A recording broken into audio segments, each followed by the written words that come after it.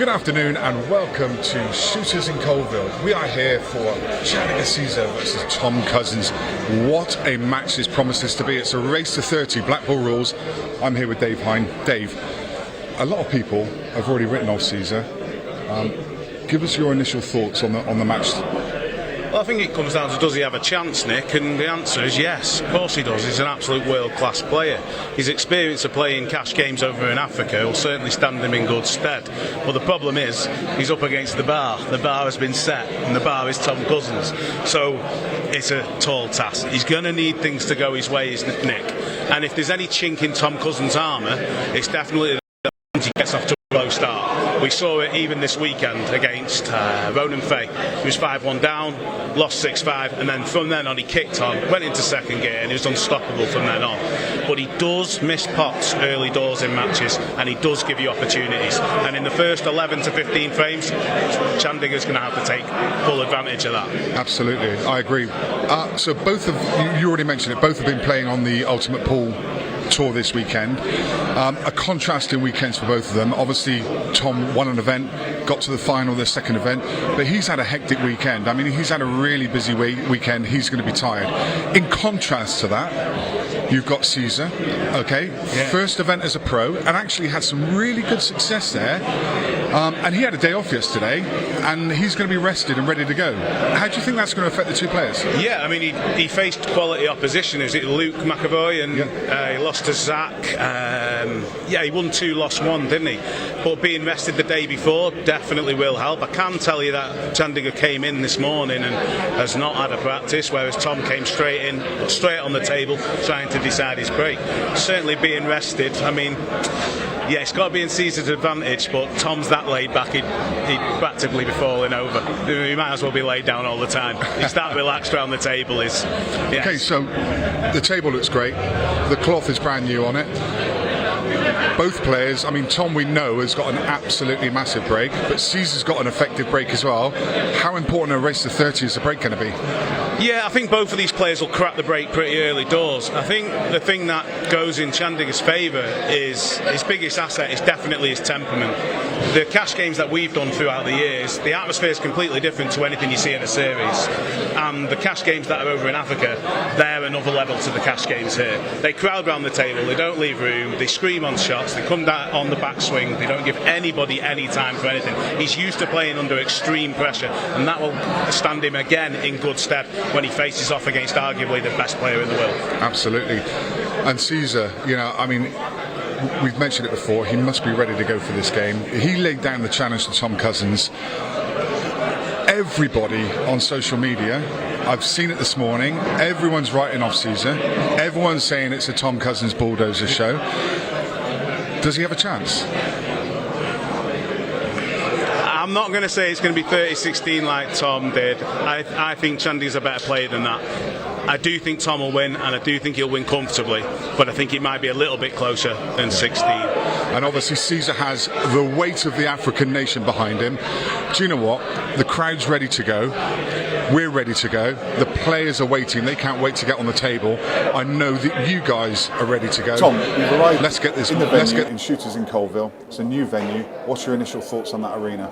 Yeah, lovely arena, great club, and really nice setup, so looking forward to it. We know you're the best in the world, Tom. You're the number one, but are you guilty of looking past Ceasar?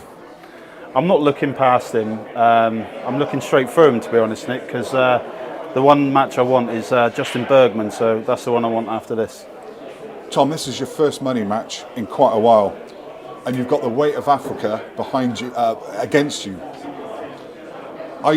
Does that add any pressure? No, I've got no pressure at all. I'm the number one, and I'm not going to feel pressure playing Ceasar.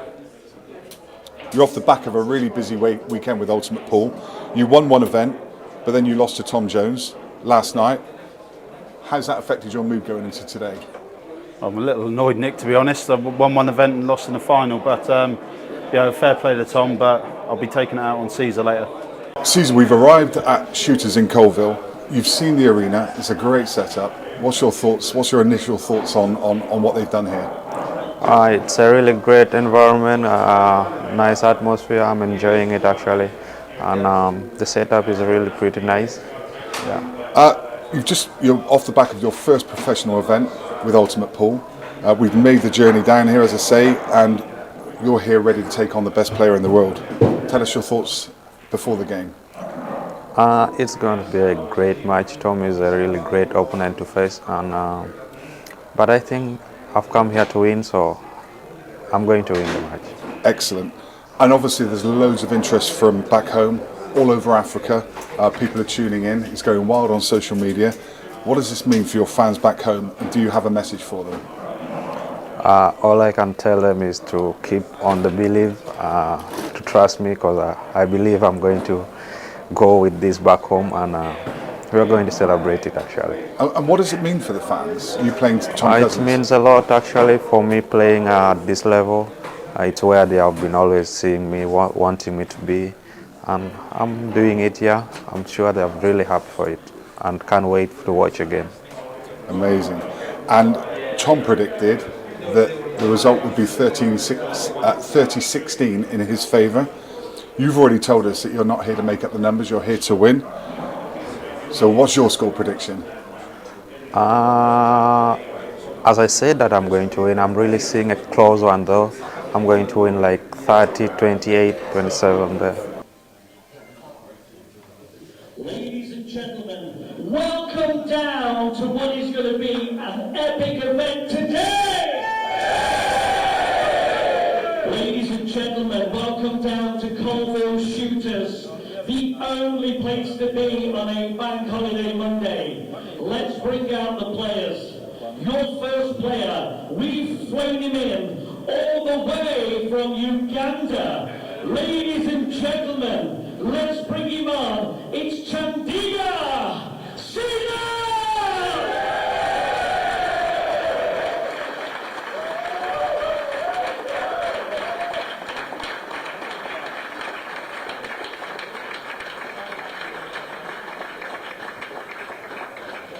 And now his opponent, let's bring him on. Ladies and gentlemen, the main man to hold a cue at the moment, the Welsh Wizard. Ladies and gentlemen, let's bring him on. It's Tom Tomcat Cousins!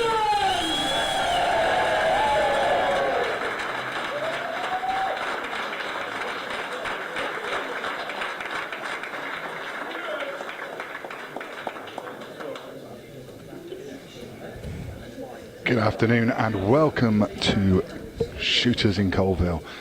We're here to watch Tom Cousins versus the Scorpion. Chandiga Ceasar. What an amazing match that this lines up to be. He's forgotten his cue. He's forgotten He's his in the cue. wrong seats. Before we start that day, let me introduce my co-commentator. So my name's Nick Finn. I'm with Dave Hine. How are you, Dave?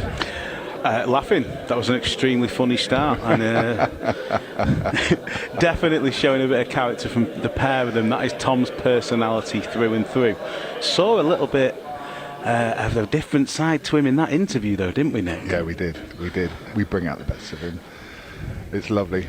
It's great to see. It's great to see him starting to call out the world and realise that he is the best player, and why not? I mean, that lag. He's not even hit the bolt line. He's just so laid back. Yeah, it was interesting to see the fire in his belly, and nice to see as well. I mean, I don't suppose you get to where Tom's got unless you do have a bit of that in you. Yeah. Look, before we go too far into this, Dave, I have to welcome all of our viewers.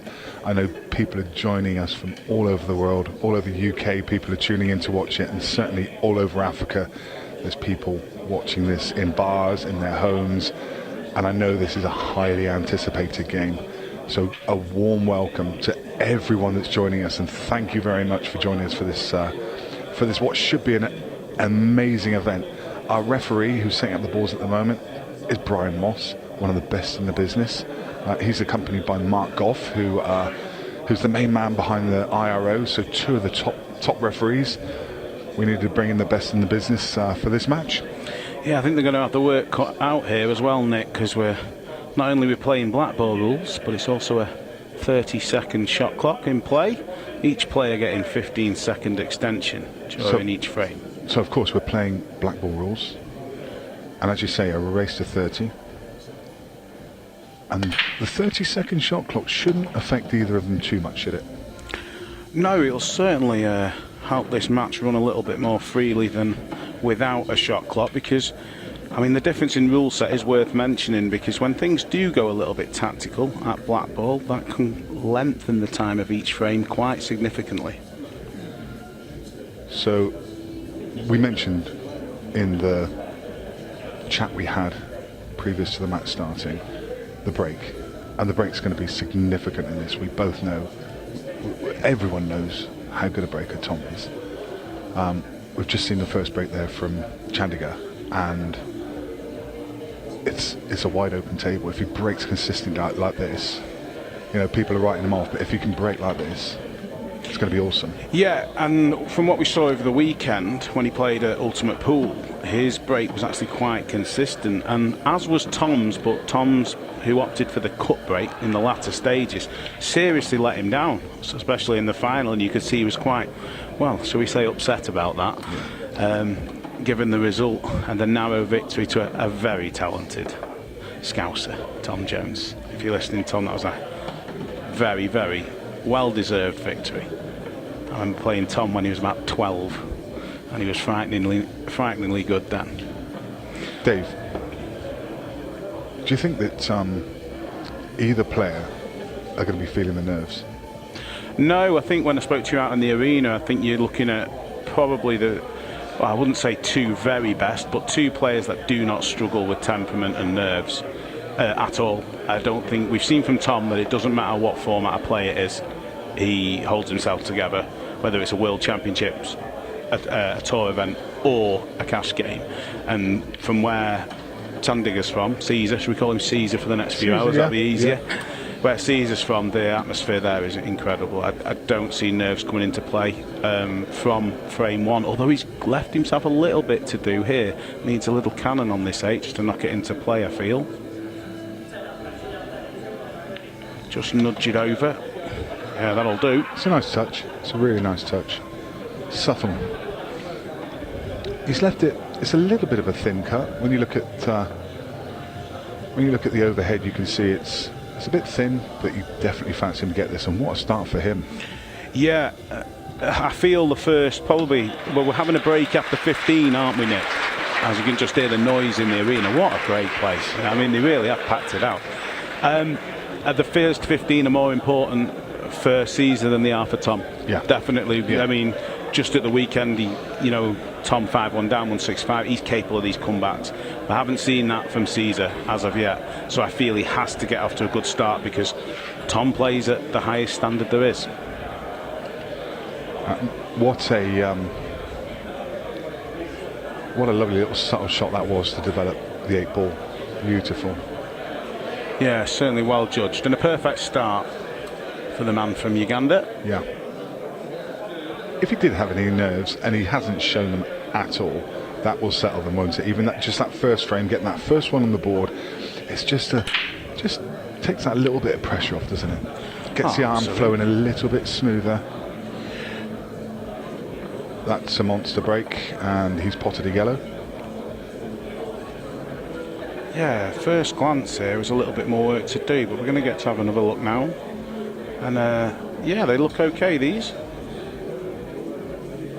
Yeah, Reds look pretty good. It's just about the order he takes them in, isn't it? Yeah, he'll certainly be looking to return the favour.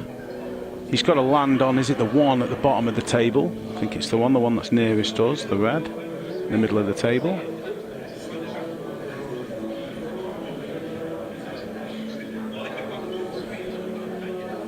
Wow, is he turning the table over? No, playing in off the red. Playing in off the red, yeah. Oh, you can tell someone's not done this for a while. Yeah, there was no way he's turning this table over. And one of us has been sat in front of a screen doing it all weekend. Absolutely. My vocal cords are well oiled, let's say. I got you, pal. I got you. This is a great chance for Tom. I mean, this could be the perfect start for both players. Fully expect him to get out from here. He's going to go top left and then use the ball over the middle to link. May even elect to play the plant next, but I think he probably targets the middle as his next shot. If he leaves it dead straight, he can just come back to where he is now. Yeah, it'd be interesting to see if he takes the plant now and then comes down for the only one that is a problem ball, or chooses to play the one over the middle and try and get perfect position once again. So we've just streamed this live on Facebook for the first couple of frames, so you can just see what's going on.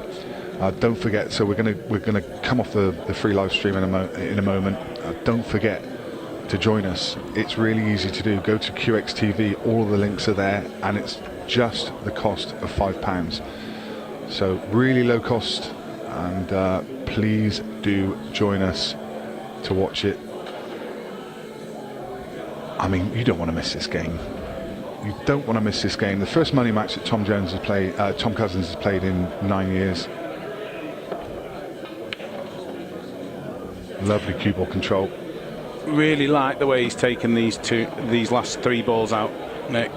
It's made them look very, very simple, and it was just the choice of which red he took in which order, and it seems like it's going to be the perfect start for both players.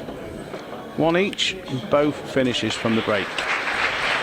So just a reminder, we are heading away from the Facebook live stream, and we were going across to the pay-per-view, and it's just £5 to join us.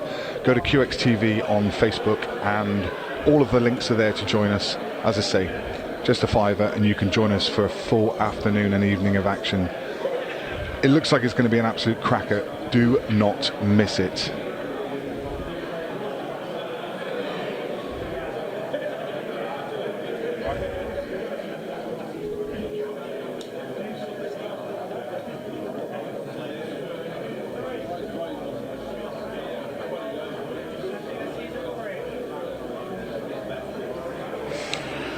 Will this run continue? Tom did tell me before the game he was going to go for a front ball break, so both players opting for a very similar breaking spot. So now, and he's made a ball. Every break so far, one ball gone in. Or was it one of each there? Yeah, that was one of each, wasn't it? Spotted a red and a yellow there. Not that it's particularly relevant, just need to make one, and you've got a choice of what you go for. Just a tiny bit of work to do here, Dave. You've got the yellow just below the red towards his bottom corner pocket. Yeah, I think what he tried to do then, it was just flick the edge of the red next to the 9, because that kind of tells us that that yellow doesn't pass into the left centre. I think he just wanted to flick off the edge of it. I think it goes to right centre though, doesn't it? Yeah. Is he on this ball now to bottom left? Yeah, I would say so, but the yellow just above it I don't think passes the red as well, so no surprise to see him going back up the table. I've been really impressed from watching Ceasar about the way he sees the game. He's capable of certainly the very imaginative shots, as well as thinking through, taking the balls in the right order and making the game as easy as possible, and he'll need all them skills today, because they're all the attributes that have made Tom #1 for a long, long time. Big shot coming up here. Just need to make sure he finds the exact line. Is he on it? This is tight. This is really tight. Look at that overhead. Think he can just get through to it, but my goodness. Yeah, threading a needle here, Nick. Yeah. But he seems happy enough as he gets down on the shot. Brilliant. He landed that on a sixpence. He's got a fiddly little cut to middle here, and just needs to be careful of the cue ball. He probably just needs to screw in behind the red, which means he needs to just hit this with a touch more pace than's comfortable. This is tricky. This is still tricky. Ooh, yeah, just played it with the right hand side, obviously pushed the cue ball to the left. It does go in, but off the far jaw. Technically a very difficult shot when you're playing that shot with side, doesn't it? Because it throws the cue ball, and you need to take that into account. Brilliant start. I mean, it's excellent. 3 frames, 3 breaking dishes. We're in for a game here, folks. We really are. That's fantastic. The highest possible standard. Brilliant. Well, just lost that break a little bit. Just came across the front ball, the cue ball just arcing towards the left centre pocket. just caught the top knuckle, so he was okay, but he just needs to be careful of that. He'll want to make sure he times that break well. And look at this, lovely. You can see him there, even playing the 8 with just a touch of left-hand side, helping side. Just out the 8 in, but the shot before, Nick, is exactly where the work was done. Just to throw perfectly. Used the far jaw, but made the 8 nice and comfortable. So 2-1. And Tom, as you can see, both players breaking from the same spot. Tom with a little bit more power, but he's found a bit of happiness. And he'll be overjoyed to have the chance to get back to parity.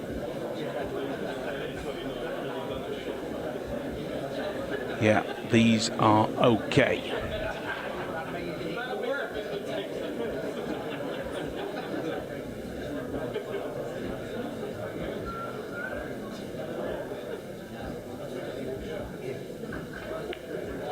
Yeah, definitely yellows is his choice. I'm playing straight on the only sort of half problem. The one next to the 8 ball. Again, just needs to be a little bit careful because he's going to have to transition back up the table in 3 balls time. That's just about perfect. He's just so relaxed around the table. I mean, he surely will know about Ceasar, Tom, a little bit more than some of the people watching might do, apart from his home supporters. And we've already learnt in the first couple of frames, if you didn't know, that Ceasar's more than capable. So this is the key shot, but plenty of room. Just to stun it round off a couple of cushions. Again, on a sixpence. On a sixpence. Just needs to soft screw this. Come back an inch or two to get on the last ball. And how nice it must feel to be able to cue so straight. I know. Just needs to be careful he doesn't come back too far and be hampered. Just into the gap of the 2 reds would be absolutely fine. Oh, perfect. Absolutely perfect. I think we can mark this one off. 4 frames of perfect pull, Dave. Yeah, 14 minutes, 4 frames, 4 breaking dishes. And as we said, the rules are making a massive difference up to now. Yeah. Absolutely. So, for those of you joining us a few seconds late, a couple of minutes late, we've had the player interviews. We're all ready to go, and here we are. 4 frames played, 2 frames each, 2 frames each of brilliant pool as well. Not a mistake from either. And they've been pinpoint accurate. Welcome to CueXTV, the birth of this new channel, the first game that we've showcased on this channel, and hopefully we can grow this. And later on we'll talk about the plans for CueXTV and the kind of things that we're aiming for over the next couple of years. Some exciting times to come. That's very unlucky. He's screwed that cue ball straight back up the middle of the table, and it's got kicked in off. In fact, it looked like it was going to stay up, and then just gets nudged towards that pocket, gets helped in by the yellow. I think had the yellow not got in the way, it would have caught the knuckle, and that's very unlucky. Yeah, real bit of bad fortune there for Ceasar. And Tom started his frame pretty much as he started his first one, with a ball in off into the middle, and has opened up the table. And look at this table, it's absolutely delightful. Yeah, he sees the finish so quickly, doesn't absolutely. he? I mean, they all do, the top professionals. I think Ceasar's in exactly the same boat where that skill set's concerned, but yeah, Tom, just it's the first shot after the break. Whether he's at the table or not, he does play that so well. And we know these players are on a 30-second clock. I mean, they've not troubled it in any way, shape or form so far, have they? Every shot probably averaging about 12 or 13 seconds at the moment. No, the IRO boys are having an easy time of events in the first 14 to 15 minutes. Yeah.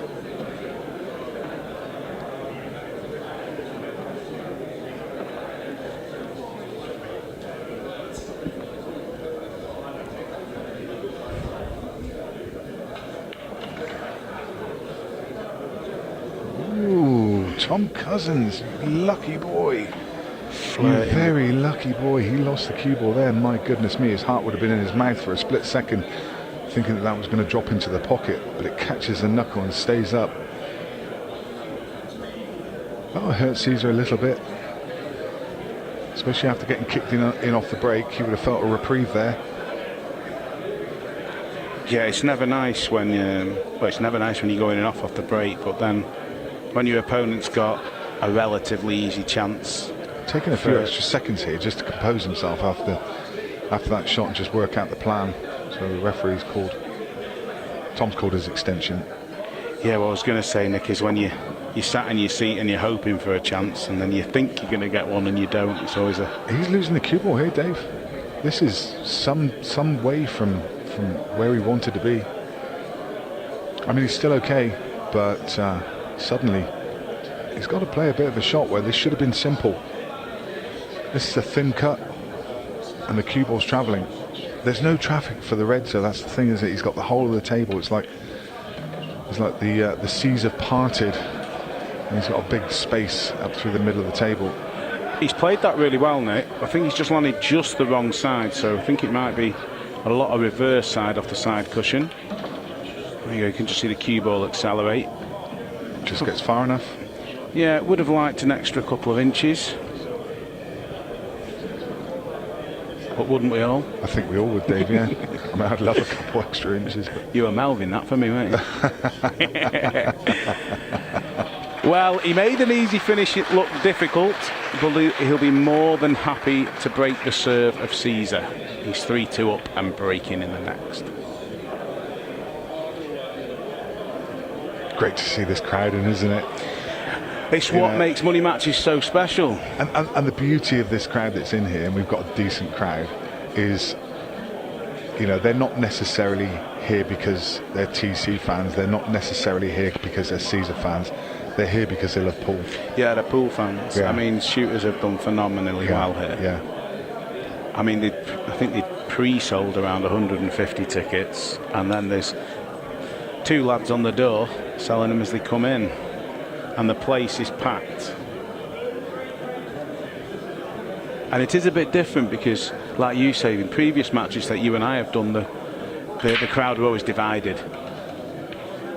And I think for this game we've got an awful lot of neutrals in.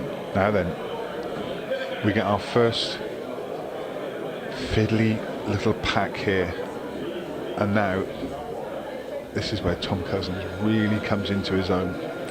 Yeah, if he attacks, it'll be in probably the first, maybe the second visit, given where the balls have laid. These are very, very awkward. I'm not even sure if he's on a yellow. May have this one to the top right. Yeah, he can just get past the red for that ball. Or is he taking the red? No, it is the yellow. So I'm not sure he'll play a break out here. He's just come round to have a quick look at the one to the bottom right, but he looks a little bit thick on it to me. We'll need a touch aside if that's going to be his shot.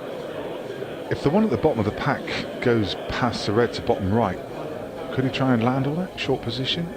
Yeah, this is the ball. Maybe he's just dropping this in. Yeah, okay. Yeah. Because he just didn't have the angle there. Would have needed so much side. And this with is perfect now. With these cloths, they just don't take straight away. So he can take the yellow to middle. He's naturally going up into the other two, and it lifts him up the table as well. Far better to attack from this side. Well, he's come round to have a look, because if he's on the one nearest the left middle, he might be able to drop all three of these balls in. That's why he's just come round, I think. But it might be your shot. He's come back to your shot, the one to the right centre. Yeah, key shot incoming. And that will do. Because I think he can see enough of the yellow that's tied up next to the three reds. He's having a look though. He would have wanted to move this, but as he's not, he's just having a look. I think it's tight. I think it's very tight. I'm not sure. I don't know. I mean, maybe from the overhead it does, but it's very tight. Well, we're not sure, but Tom will be. Yeah, what do you guys think?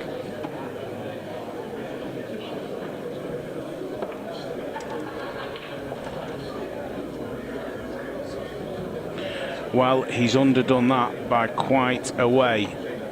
Now to get the correct angle on this last yellow, if he wanted to land straight, he may even opt for the double here.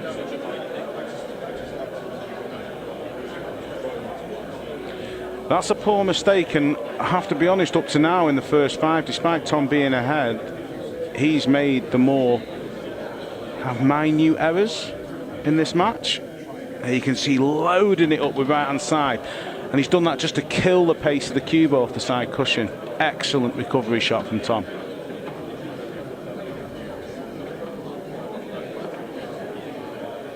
Looking once again just to see if this goes. He must be happy. Yeah, straight in the centre of the pocket, and the hard work's been done. So the standard is continuing, although I have to say, Top Cat not quite at his absolute best. He's lost that cue ball a little bit more than what I certainly expected him to do in the first 6. Despite that, he's got a 2-frame advantage. Yeah, all about that kicking off, wasn't it? That one shot 2 frames ago, and we see that so often in pool. And here we go. Look at this crowd that's in. Very, very good. All pool fans, all loving what they see. You see them crowded around the arena and behind Tom Cousins. Fabulous. Some of these were in when I got in here at 10:30 this morning. Yeah. That is dedication to the cause. I heard they were camping out overnight. Wonderful. But as I say, as can happen so often, as I was mentioning a second ago, one frame, one mistake costs you 2 frames. Well, he's doubled down, hasn't he? That's exactly what you want to do. You don't, not only you want to punish the in-off from Ceasar, but you also want to break and finish the next one.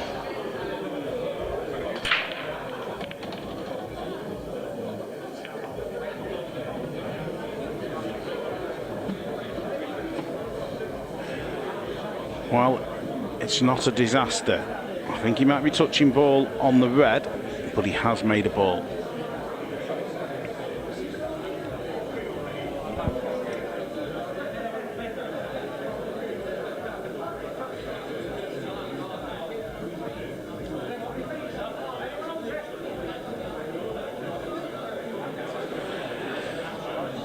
Well, he's just checking to see if he can get through to this red top left, and if he can, that's a little bit of a result. He can, and he is, and he's spotted it. So looking to stop that mini rock from Tom straight away. I think he'd love to be on the ball to middle, but I'm not sure it goes past the yellow.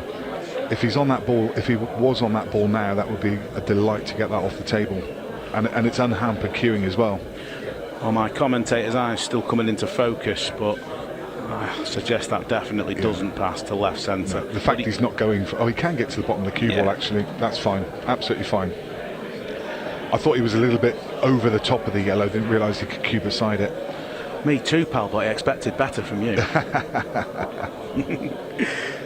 It's this foreshortened angle, Dave. And it's my old age. The eyes aren't what they used to be.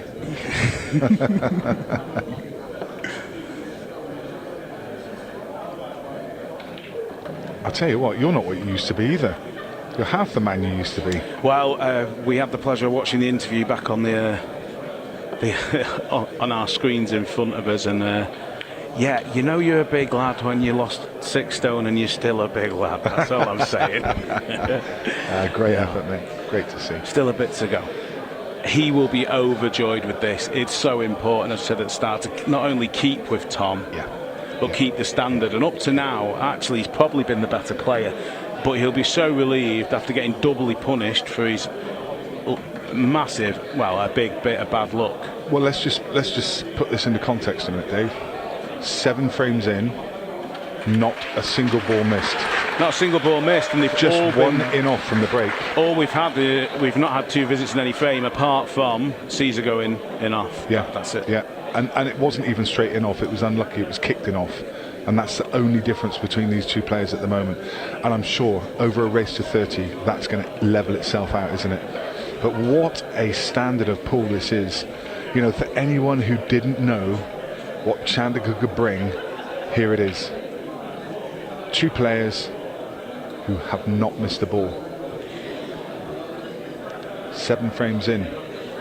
Can they keep the standard up? Yeah, I think they can. I really do. I think that a few things come into play with money matches, and we mentioned them at the start. Nerves being the main one, and I didn't think it would be an issue, and it hasn't been up to now.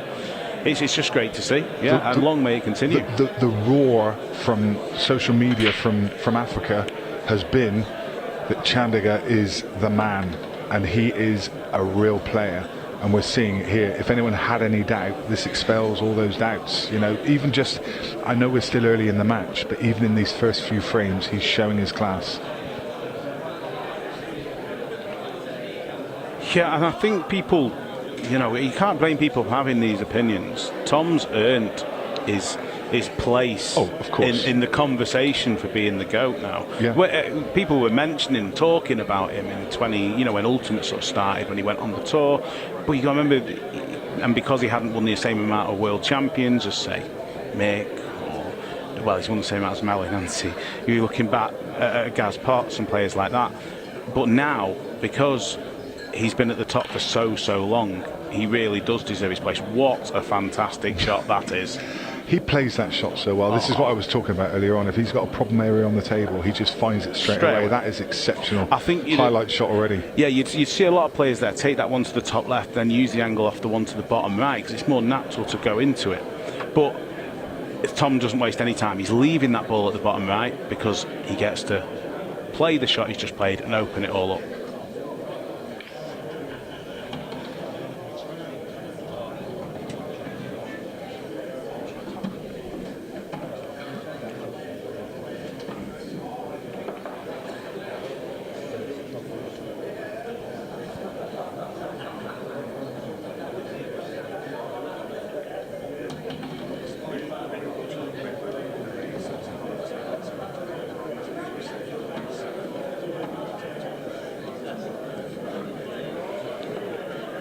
And this is all the hard work done, but again, he's just underdone the cue ball. We've seen this a few times. It's not an issue. He can nip this. It's not a problem. But ideally, he'd like to be just another couple of inches over. It's just not quite perfect. Tom will just be thinking, he'll be in the mindset now, just keep that little advantage as long as you can. Yeah. And hopefully he gets a mistake. The problem is, even now, sorry Nick to interrupt, but again, he's short here. I don't think he'll miss this ever, but he is short. But even though Ceasar's played what is essentially perfect pool so far, he'll start to feel the pressure. As long as Tom can keep this lead, every time Ceasar comes to the table to break and he's 2 behind, the pressure's on him that he has to break and dish, because otherwise, next time he comes to the table, the chances are he's going to be 4 behind. So that adds more and more layers of pressure, and this is what Tom does so well. He maintains these leads and he keeps the pressure, whereas other players might, you know, they make a mistake, they go in off, and then suddenly, you know, their opponent gets that opportunity to get back level and their pressure's off of them, but Tom just keeps his foot on their neck. So Chandiga comes to the table now, still 2 frames behind, pressure's on, has to break well, has to clear the table. Yeah, you've hit the nail on the head, Nick. Cash games are exactly all about that, getting the smallest advantage that you can and keeping it as long as you can, keeping your opponent chasing.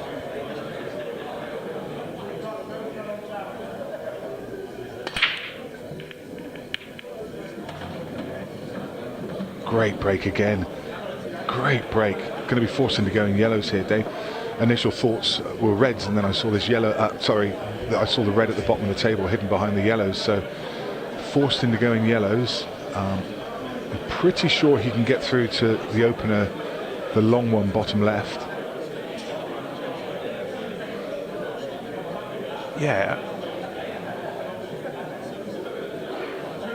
It's strange here because the main problem for Tom being the red at the bottom right is a ball that Ceasar probably won't leave till the end here. Yeah. He might even take this next.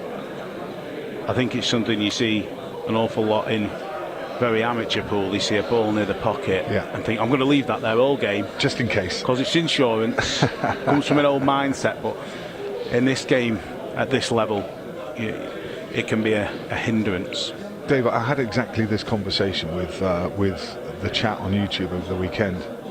So Craig Waddingham was at the table, and Craig Waddingham. Never heard of him. Never heard of it. So he had a shot whereby he could pot a red direct. He had ball in hand. He could pot a red direct, or he could play it off the yellow and put the yellow safe. And he potted it direct. And someone asked in the chat, why would he not play it off the yellow and put the yellow safe? And I said, that's not the way their brains are wired. They don't think that way. They don't think I'm going to miss. And if you start to think you're going to miss, you will miss, because you've just entered that little bit of negativity and that little bit of doubt in your mind. And as soon as you put that doubt in your mind, you're doubting your ability, and you're doubting the fact that you're telling yourself that you can miss this, and that's huge. Absolutely, Nick. The top players just don't do it. It doesn't enter their mind, and that's because when it does enter your mind, it's dangerous. In or over. It's always that saying. Yeah. So in or over, and you can guarantee it's going to be just over. The top players don't think about it like that because it shouldn't be thought about like that. What's more important is which ball in which order. As we see Chandiga we said we were going to call him Ceasar, didn't we? And this is why, you see. Just gone a little bit too far. Can he punch this in off the side cushion? No problem. Leaving a little bit more distance here if the natural looks close towards the left middle. So interesting to see what line he chooses. Yeah, he needs to be careful here, because the ball close to the left centre plays big here. So if he puts a bit of side on and goes to side cushion, he could easily contact that. I like touch a running side. Sorry, Nick. Oh, he's missed the ball. That's what he did there.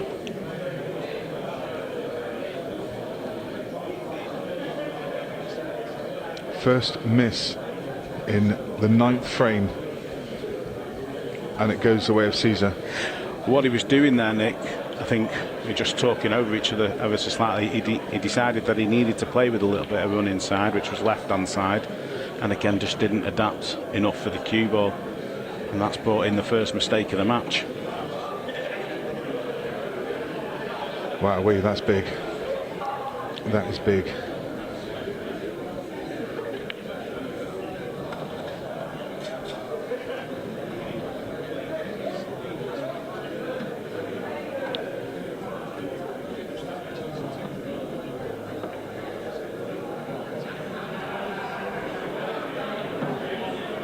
Tom Cousins is going to jump all over this.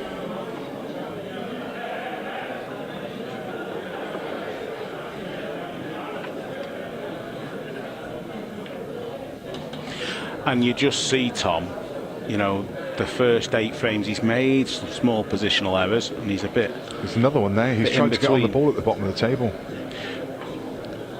For sure. Well, because of the way he takes these balls, which order he chooses, he's just leaving himself choices all the time.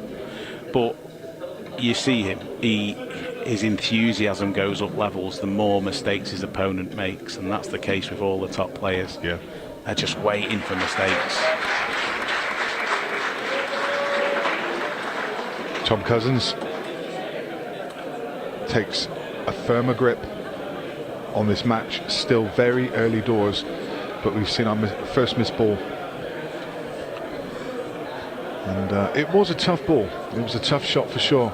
He just ended up, as I say, playing it with a trace of side. You could see the side there, trying to help the cue ball round. And as soon as you play side,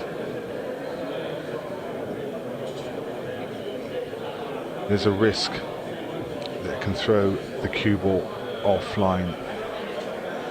How's he feeling?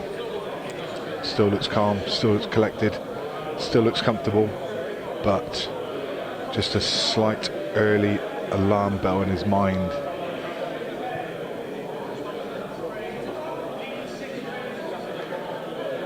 Three frames behind, Tom Cousins breaking in frame number 10. Smash. Now then, loses the cue ball in the middle, and that was straight in off. That wasn't kicked in off. That was clumsy from Tom Cousins. You won't see that very often. You will not. You'll get one of them a season, maybe, to go in the middle pocket. Yeah. That's I'm sorry, Tom, but that's a complete miss at it. Yeah. but it's just what Ceasar needed. Absolutely, it is. And I do feel he's probably been the better of the two players up to now, despite the scoreline. So, maybe deserves it. Do you deserve anything in the money match? I think when you look back at his clearances, he's had a little bit more work to do. The finishes have been just fractionally more technically difficult. I think more than that, Nick. I think his cue ball's been better. Oh, and just as we say it, the third. Ouch. Well, it's his second miss I in just open wonder. play. I just wonder if that miss in the previous frame is just in his mind, because he seemed to snatch at that ball. He really did. He didn't cue it as smoothly and as steadily as he has been all the way through the match so far. There was just a little bit of a hint of a snatch there, and that could be pressure, because he knew that was a key shot. If he gets that, the chances are he gets the frame.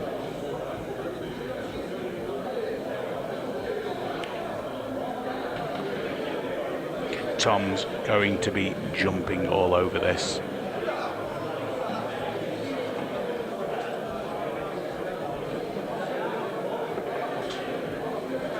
How long did he say since his last money match? Was it 9 years or 12 years?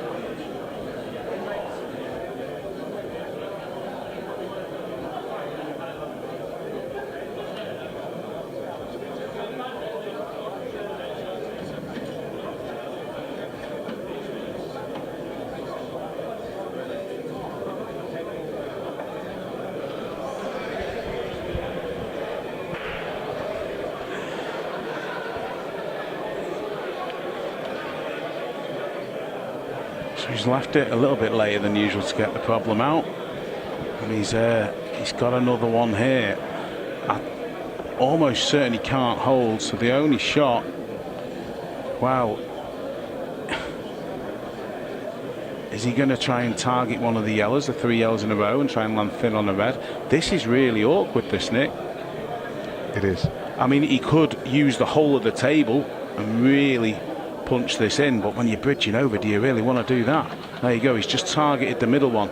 That's a good shot, and now he's got a natural.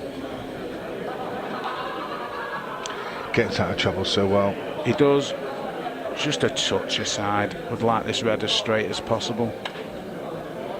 And you'll see Tom, he will automatically start to speed up in the game, especially if he manages to go further ahead.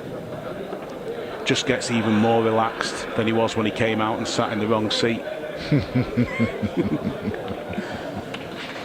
No problems with the 8, and the lead extends to 4. You've got to feel for Ceasar a little bit. Now he's 2 mistakes in open play and an in-off in, I think, was frame number 4 or 5. Have been the difference up to now.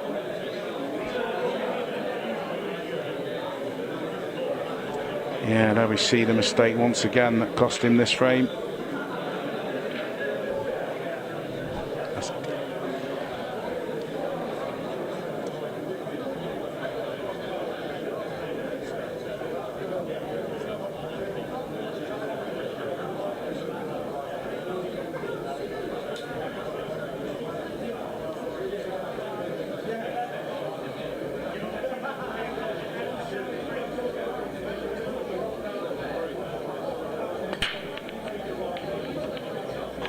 Well, Nick, that cue ball was destined for the top right-hand pocket once again.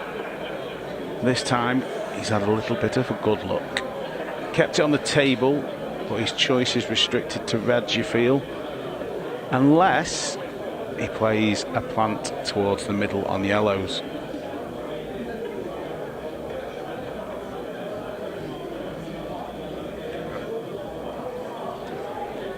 I don't mind reds here. He's got obviously the one bad red next to the yellow, but he's got a couple of balls. I think he's just tried to get a couple of inches further across there so he can just give the yellow a little nudge just to push the red aside.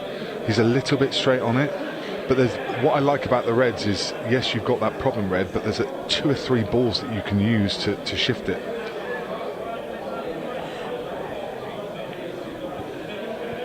That's not in, surely. No. He was up very quick off the shot there. Took it for granted. I mean, being relaxed around the table is a big advantage, but you've got to be focused as well. Yeah. He just needs to get a grip on his focus now, because he's going to start to get annoyed with these silly misses, and they're all in this pocket, aren't they? Well, not all in this pocket, but the last couple have been in this pocket, and it's almost like this pocket's in his mind now. He's got to get over that. Absolutely. He'll have to get over an 8-3 scoreline if Tom knocks these in, although there's a little bit of work to be done. Yeah, the yellow at the top right is guarded by the red. He's got a couple of options that he can use. He's tried to play almost like a combo shot there, kick the yellow into the red and knock the red in, but all he's done is push it over the top of the red. So this is not helpful at all. It's gone too close to the red to play a skill shot or combination shot. So now this is turning into a very tricky opportunity, and he's running out of balls, and he's missed one. Well, he had to keep attacking because Ceasar's reds are very well located. So first miss from Tom Cousins is frame 11. Absolutely. Were you watching me type that on my phone? Keep taking your notes, Dave. Keep taking your notes. Saves me the job. My fingers are tired. Got to earn my minimum wage for the day, Nick. Quite surprised I got a bottle of water out here when I walked in. I'm not paying you a pittance for nothing. Just grateful for anything, sir.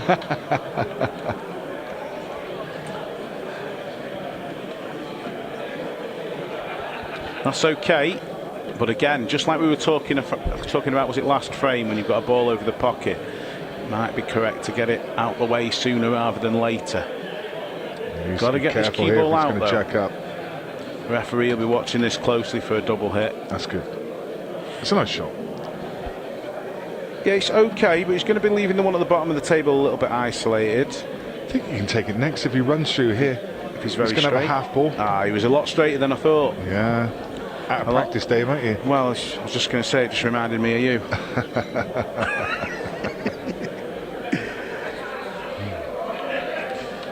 Yeah, excellent. I've noticed this about his game. He doesn't overcomplicate anything. More than capable of the imaginative, but keeps things simple. And simple's usually the most effective way of getting frames. He can breathe a sigh of relief when this 8-ball goes in, because this is another missed ball, but finally he's going to get away with one, because Tom's punished every mistake so far. Yeah, I think it'll be just nice for Ceasar to sit down and think, you know, oh, I am playing a human being. Yeah. You know? Yeah. We see Tom play faultless pool more often than anybody else, but he does make mistakes, and Ceasar's jumped all over it. And listen to that appreciation from the crowd. Very nice, showing their respect.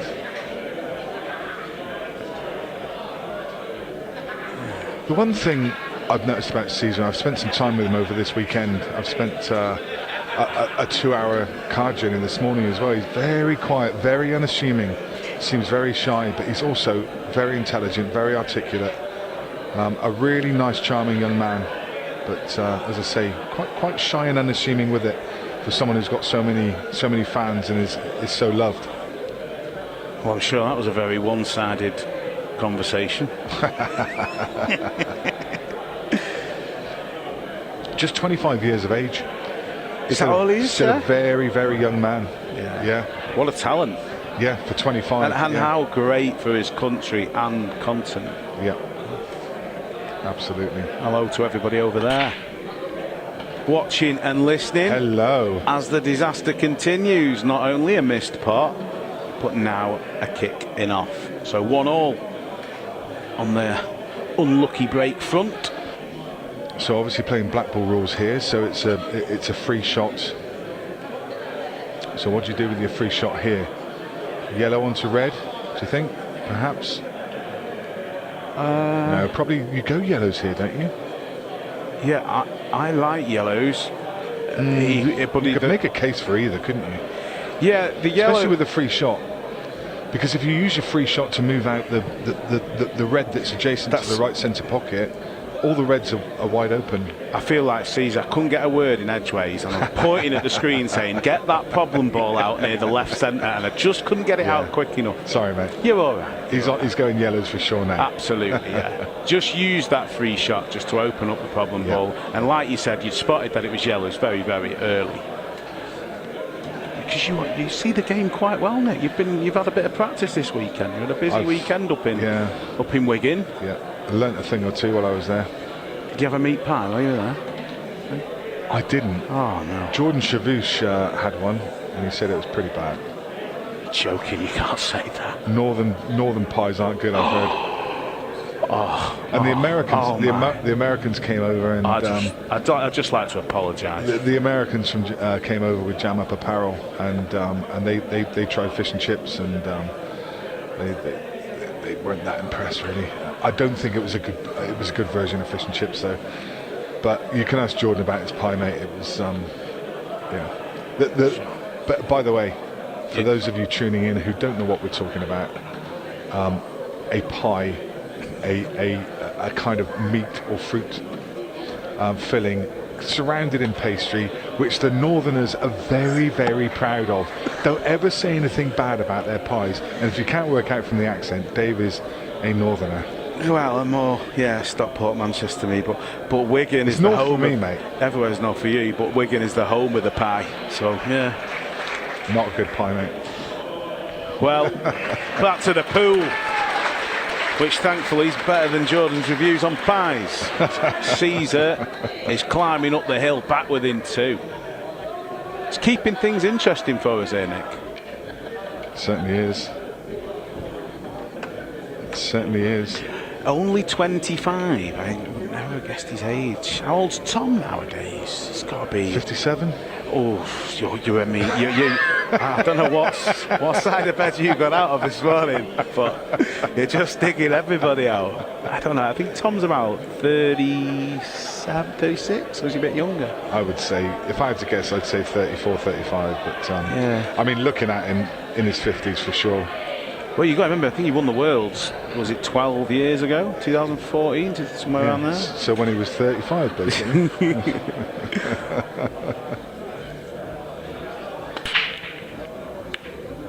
What a break, and he's not going to get... Oh, he is going to get a reward. And the cue ball, just holds on. Yeah, but this is awkward, because he really wants yellows. Yeah, but he's going to be forced into going reds. He doesn't have an opener. Well, he's got that ball, the yellow that's closest to us, which is a super thin cut back.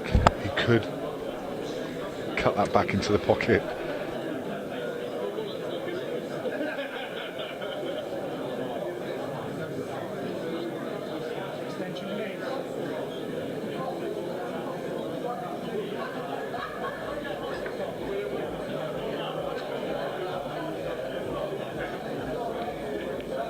He's managed the thin cutback on the yellow, Nick.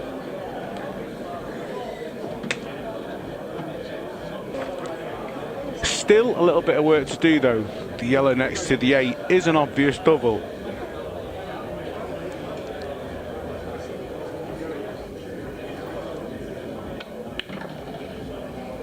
Needs this to hold up, and it hasn't.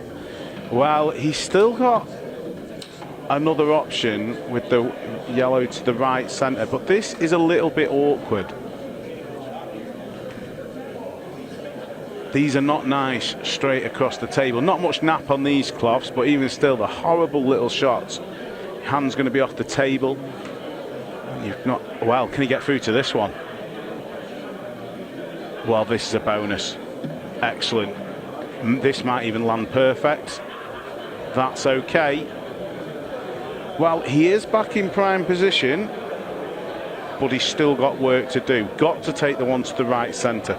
You don't like leaving a problem ball till you last, but in this case, Ceasar's going to have to do exactly that. So, I personally don't like trying to kick this out. I think he's just going to give himself a shot on the double. And that's what he's done. Has he gone far enough? I'm not so sure here. Well, there's your answer. He's a long, long way away from being perfect on this double.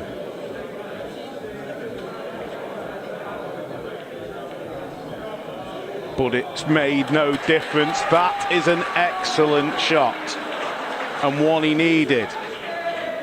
Needs to keep that calm demeanour though, because he's hindered by this red. Needs to cue this well.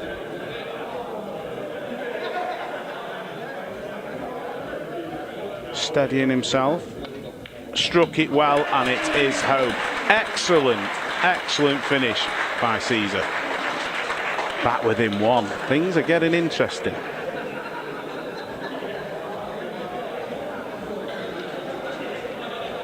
Yeah, the breaking on the hole's been excellent in this match. One in off from either player, but it has been a kick, and this was the highlight shot. That double.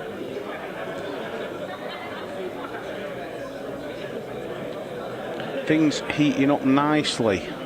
Not that you'd know it from either of these players' faces.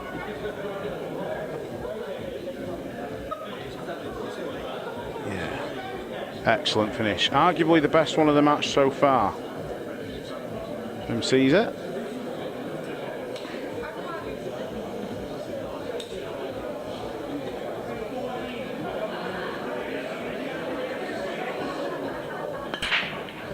Interesting, Tom choosing to swap sides on his break.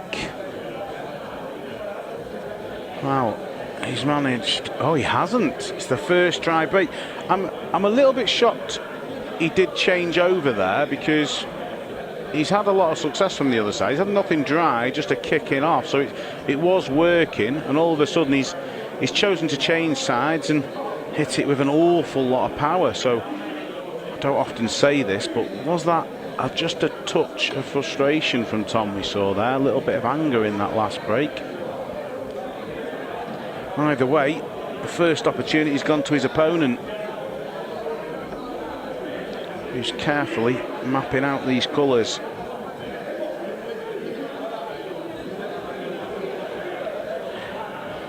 I find it fascinating that the demeanour of both of these players is very, very similar. The way they sort of stroll down the table, the very relaxed demeanour. They have an attitude towards the game, like nothing phases them. Such an advantage to have that, especially when you're playing for so much money in the middle. I mean, you really wouldn't think these two were playing for £30,000.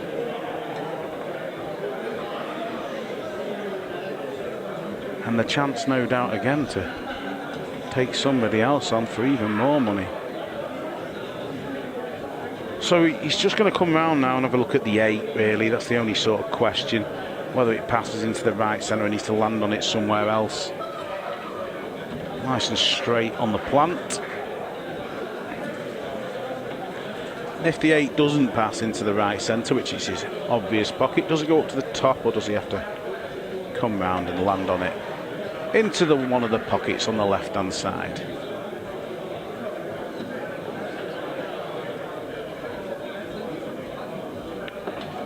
There's your answer. And when you've got a shot to play like that, yes, he's landed awkward, but you feel you're always better targeting a ball.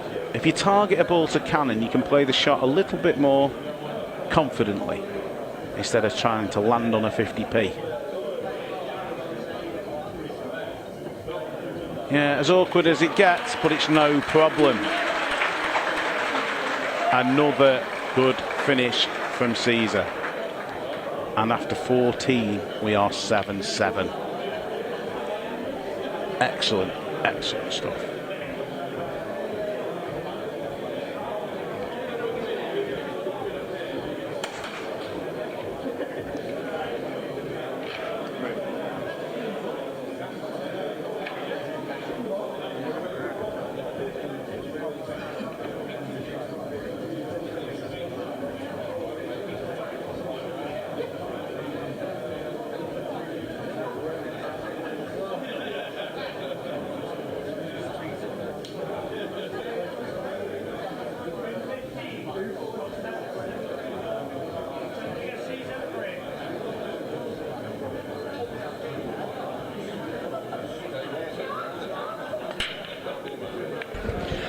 So, just as Tom did a few frames back, he doubled down.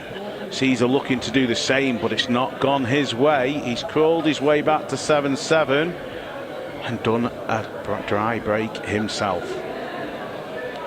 Yeah, different complexion. 7-3, we was just starting to get a little bit worried and maybe alarm bells in his mind, but he's having none of it. Straight back to 7 each, and he would have loved to have gotten a ball there just to keep that momentum going. But he's handed it straight back into the hands of Tom Cousins. But this is a messy table.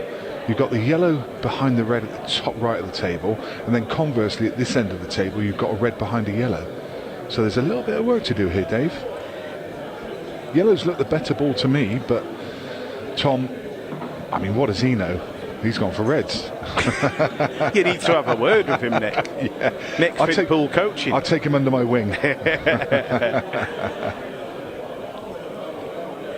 Now, I think the red that's nearest to us, Nick, and the viewers at home, I think you can play into the bottom cushion and off the yellow. It's the red that's near the right centre that's causing him the biggest headache.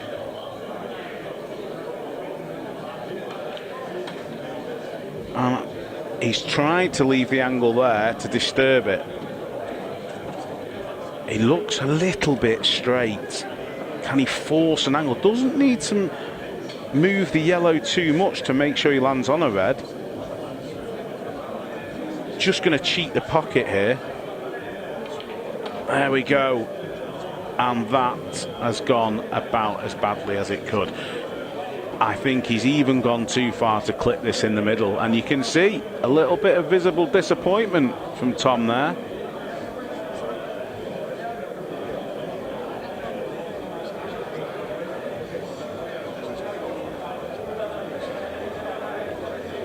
And I'm not sure what he's got to do. He's got a little bit of insurance with the yellow up at the top right hand pocket. He's tried to play it off the yellow. Oh my. Has he been lucky? I think he's okay. I think he's okay. He's still got work to do. Great shot by Tom.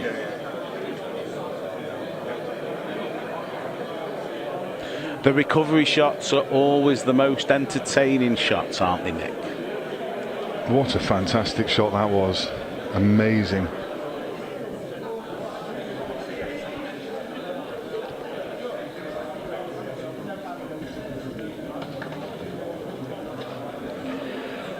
Surely he doesn't get out from here. Do you know what? The way he's played that tells me that red must go below the yellow. Looking at the overhead, that looks really tight. He's got to play it off the yellow, I think, because before he could have squozed this bottom red off the yellow, but I'm not sure he can now. He could have what? Squoze it? He could have squozing it. Squoze it? It's squozing it. What's squeezed it? Hey, we're talking about... All right. What's happened there, Dave? He's going to squoze it. Squozing it. All right, we've all had a morning, haven't we, Nick, saying the wrong words. Oh, my goodness me. Oh, could someone clip that for me, please? Because he's going to be squozing this in off the yellow. That's a new word in my vocabulary. You should talk better like what I does. Come on, Tom, see if you can squoze it in. Are we going to go there after you just had a 5-minute break for your mishap? I tell you what, somehow this is... He just finds it, How doesn't does he get out? He just finds it. And he's founded it. He's founded it. He certainly has. He squoze it in there, and Tom Cousins takes advantage of that Ceasar dry break. So the players are going to break. It won't be a long break, but prior to that, Dave, let's just get your thoughts on that so far. I mean, it was quite breathless, wasn't it? Give us a summary. What happened? Well, first of all, you don't feel like you've watched 15 frames of pool, do you? That flew by. I mean, I don't know how long we've been. What did we start? Less than an hour. Less than an hour. Less than an hour. 55 15. Minutes for 15 frames. No extensions have been taken by either player.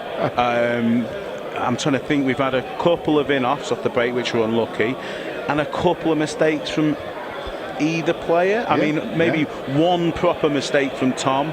I would say maybe two, and maybe 2 or 3 from Ceasar. It's been a ridiculously high standard throughout the game, and just that little massive recovery shot in the last might be the difference between the two. So Yeah. yeah, I think it's a fair result after 15, Nick. I really do.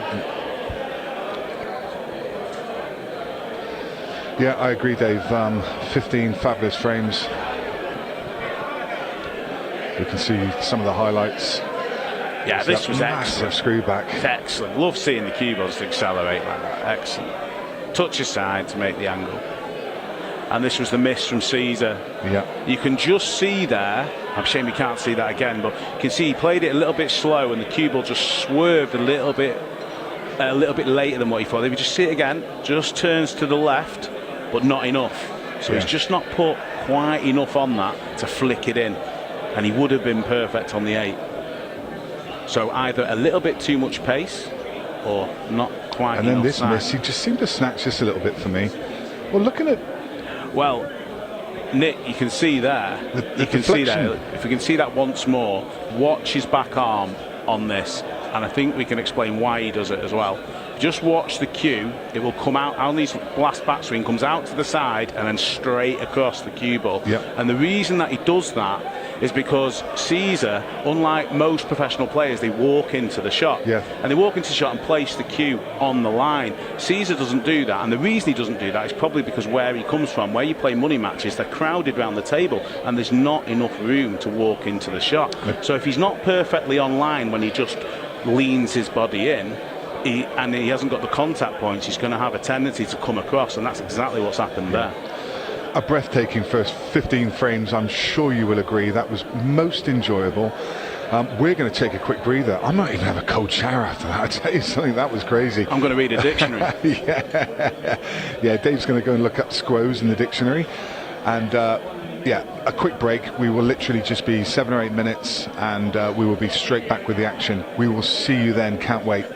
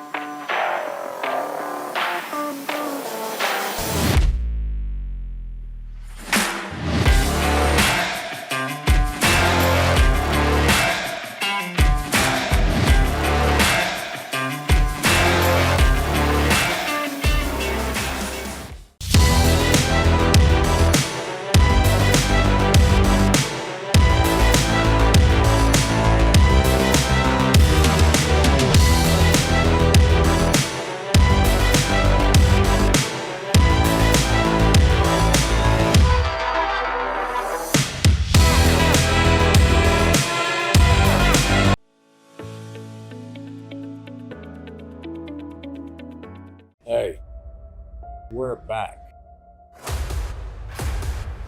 Everything that's happened over the last year is going to come to an end. Some team of amateur pool players are about to win $100,000. That's pretty special. Apron and Southbound are your national champions.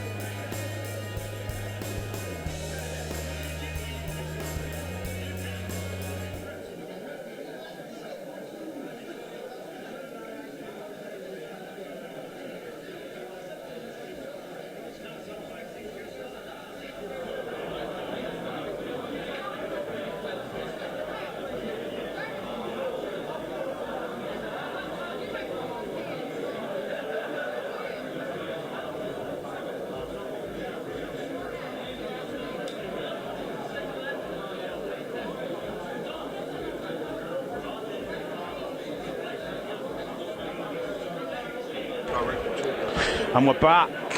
Frame number 16. Tom Cousins to get us underway. And a change in placement for the cue ball once again. Nearly got kicked into that top right-hand side corner pocket. But he's made a ball and he's at the table. But his choices are very, very limited. We've had a change in the commentary box. And we've squozed somebody else in. Nick Finn's out. And Rob Chambers, Ultimate Pool Professional, is in. Welcome, Rob. Thank you very much. Nice to have you here. Now, you do a little bit of work out of this club. Am I right in thinking that? Yeah, I run a pool academy here. They have sponsored me for this year's tour. Jake and the boys, lovely people, down to earth. Well, and having this event here is exceptional. I couldn't say anything bad about the place at all, and the atmosphere out there reflects the standard of pool we've seen thus far. It's been excellent. Have you been here since the start? Yeah, I missed the first 2 frames. Well, they were both break and finishes from the break. Standard when Tom's playing. Ceasar's a very, very, very talented cueist. Very underrated. We were just saying before, actually, we saw in the interval a mistake that he made, and he doesn't walk into the shot. Have you noticed that? He just sort of leans into the table. Yeah. And as a coach yourself, you don't see it very often, do you, in the top players? No. I think when they play a lot in like Africa, they play a lot on the simonees, so the more the stabby, if you go through the ball, you lose the white on the light glass. Yeah, extremely fast.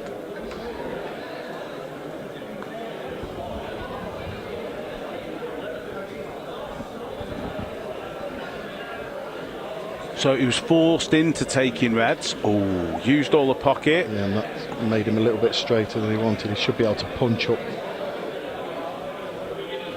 and leave the natural angle just to come back across for the black.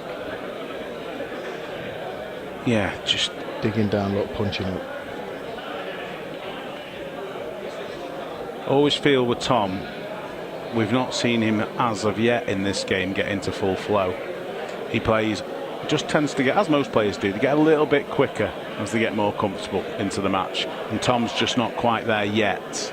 We've seen a few positional errors. I felt his full flow yesterday in the quarters. I didn't want to mention that. Right? 8-0 in about 20 minutes. Yeah, I didn't want to mention that. I did have 3 decent chances, but I mean, you know, I just didn't take them. Wasn't my day. He's finished way short here though, forced into the double.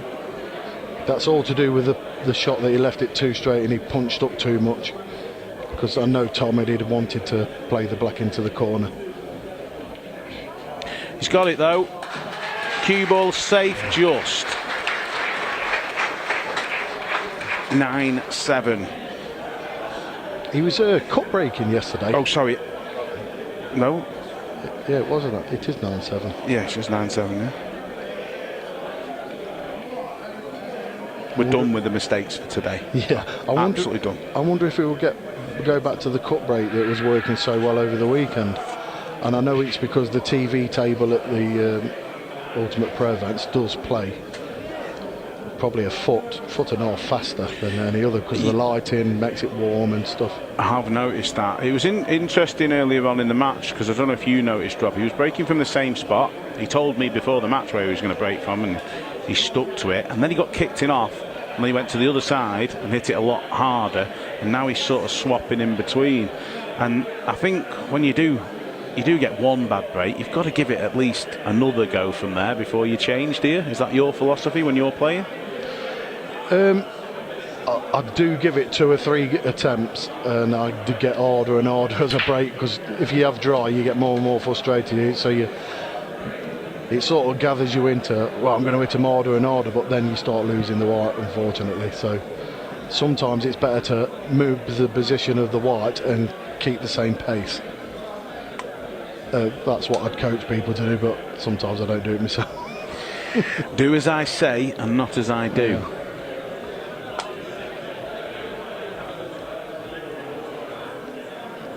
Just use the yellow to cushion the white. I think he thought he was going to hit the top edge of that yellow then, and that would have left him in prime. I think he might be okay though here. He's playing with a touch of left, look. Yeah, but he's okay. He's finished close enough to this side cushion just to get through. He's just settling himself up and down.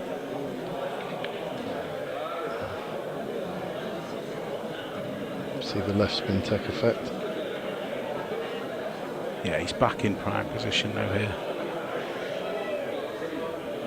I can't see him making a mistake. Absolutely not, no. Have you seen how loopy and soft his cue action is? It's loopy, it's like an American kind of cue action. There's a lot of wrist, isn't there? Yeah, a lot of wrist. Chin's not on the cue like most of us English pool players. It's very loose. I feel that's more like a sort of like a touch and feel sort of player.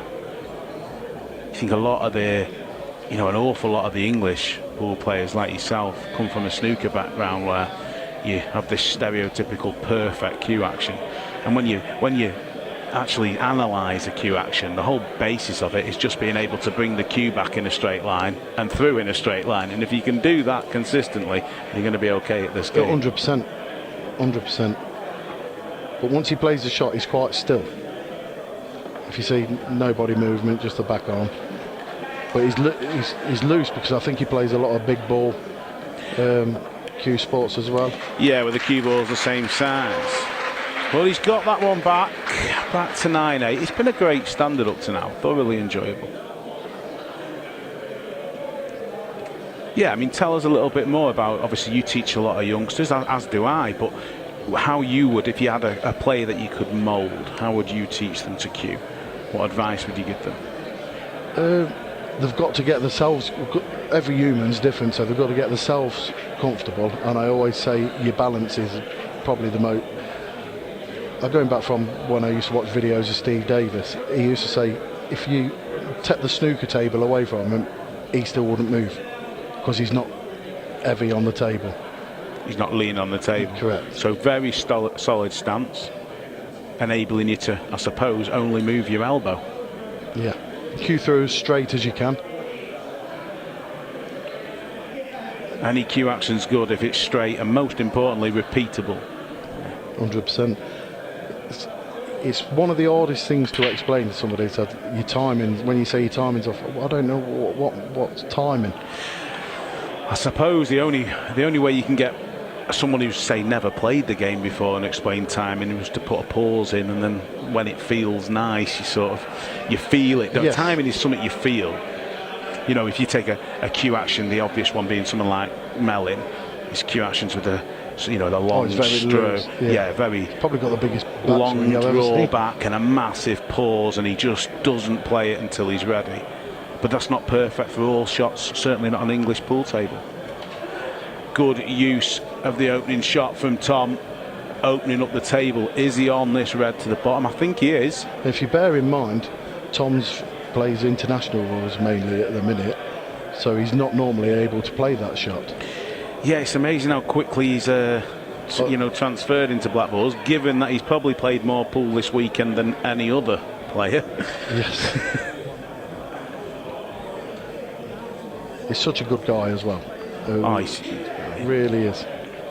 He was so shy. I've not seen him for a little while. When I came in, I could see him doing interviews, and I said to him, I remember when you didn't even want to come on commentary a few years back, and we had to drag him on because he was world number one to get him talking. But he's come out of himself a little bit, and his interview today was fascinating. I don't know if you've seen it. No, I haven't. Well, it's worth a watch, that's all I'll say. Let's just say he's eyeing up other opponents already. Good to hear. So the hard work's been done in this one, Rob. Yeah, he'll just leave a natural angle now to bounce off the top cushion back down for the black. Obviously you faced him more than once. It's not a reminder for the weekend, but do you not think his biggest asset is opening up the table with the first visit after the break? I just feel he's so good at that particular shot. He sort of sees the pattern quicker than everybody else and the problem quicker than everybody else. I think that's I'd say that's his biggest asset. People say, oh, he clears them up because he's got a massive break and things like that. But they don't always leave ploppings. Needs to get by this yellow, and it has done comfortably. Good shot. Just to perfection.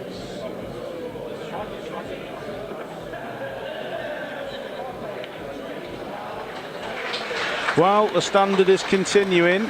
That's brilliant. The crowd's getting bigger as well here at Shooterz Coalville.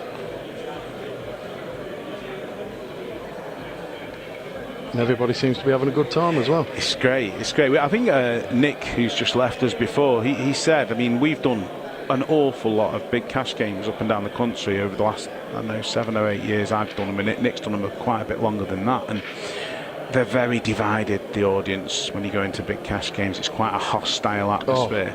It's a little bit different here today, and it's nice to see that Ceasar's got so much support as well as Tom. And they're neutral and just basically come to watch extremely high standard pool, and up to now that's exactly what they've been given. 100%. I mean, have you ever witnessed some of the cash games that Ceasar's played over in his home country? No, I haven't. Well, they're something to watch as well. I've seen a few clips and they go absolutely bananas, and that is what I think pool should be like. It's not snooker, it's pool. Well, it's funny, I think we're going to agree on this, because ever since I've done commentary for numerous organisations, and my personal view is the game should go in the direction of, say, darts. 100%. And it should be, I wouldn't say a circus, but what I would say is the crowd need to be let loose to do what they want to do. And if they're paying the money and filling up live stadiums, that'd be great. And maybe not for the money matches, I can't see it going that far. Definitely there's a format of pool that could go like the Premier League darts, and I'd love to see it. Yes. I'd love to see it. Should be encouraged to bring the atmosphere and enjoy themselves. I think that was just a miss. He seemed to cue that okay, Rob. What do you think? No, he actually moved on his shot. If you see, he moved to the left. You've started cursing players already. I know, yeah. Welcome to the commentary booth. No, yeah, I said he doesn't move on his shot, and he just slightly moved to the left.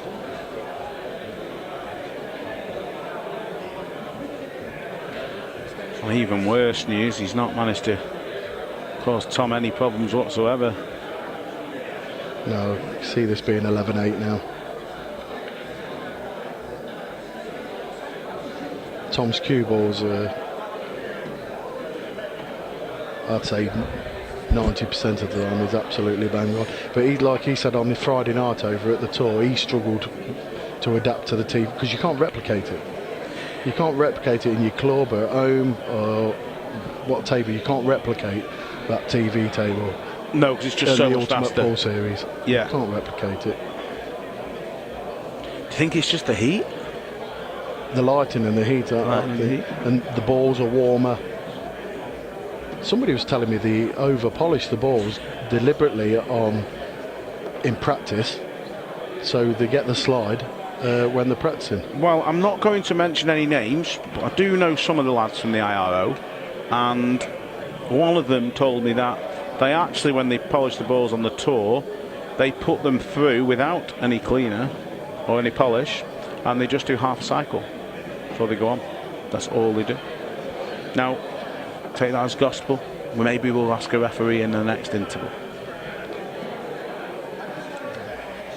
I think you can see Tom now, look, see how quick he's going now. Yeah. He's getting into his rhythm. Absolutely.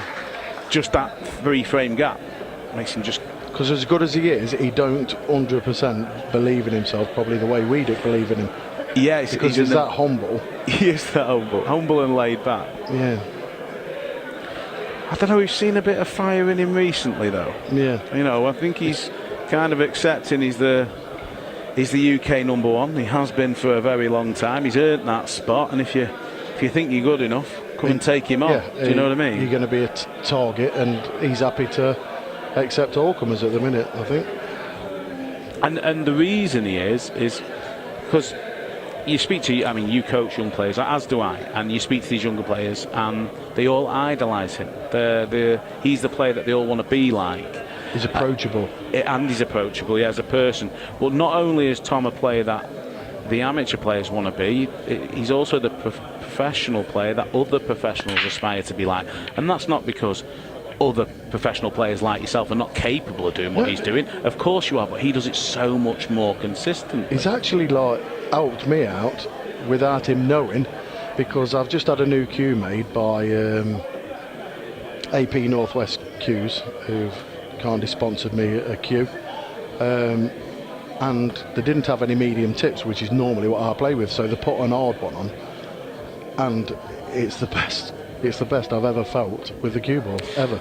Can you even though I lost the cue ball on my last match, I couldn't get a grip, but that was the speed of the table. It was nothing to do with how I was cueing and stuff. So you're liking the feel through the hard tip? It was brilliant. And you coping with the sound? And yes, that's why I never used it, because I kept on feeling like your feather was loose or something. So a year ago, Tom said he went to an hard tip because of how fast the conditions are, and it's helped him control the white better. So, you know, some pros wouldn't even tell you that, would they? They wouldn't help you with things like that. He's got no airs and graces about him at all. He's just very down to earth, very approachable. But you've got to have that inner belief, which he certainly has.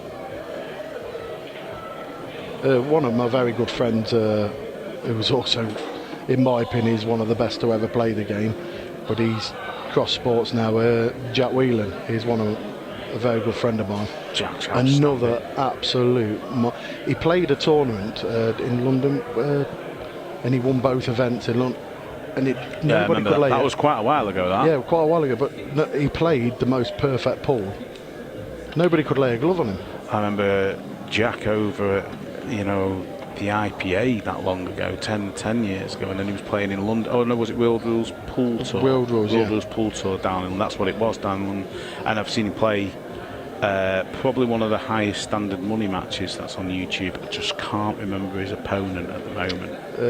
It'll come to me. I know he played Dan Davey, and I know he played Simon Ward. Yeah, he also played. Was it the lad from Blackpool? Could have been Lee.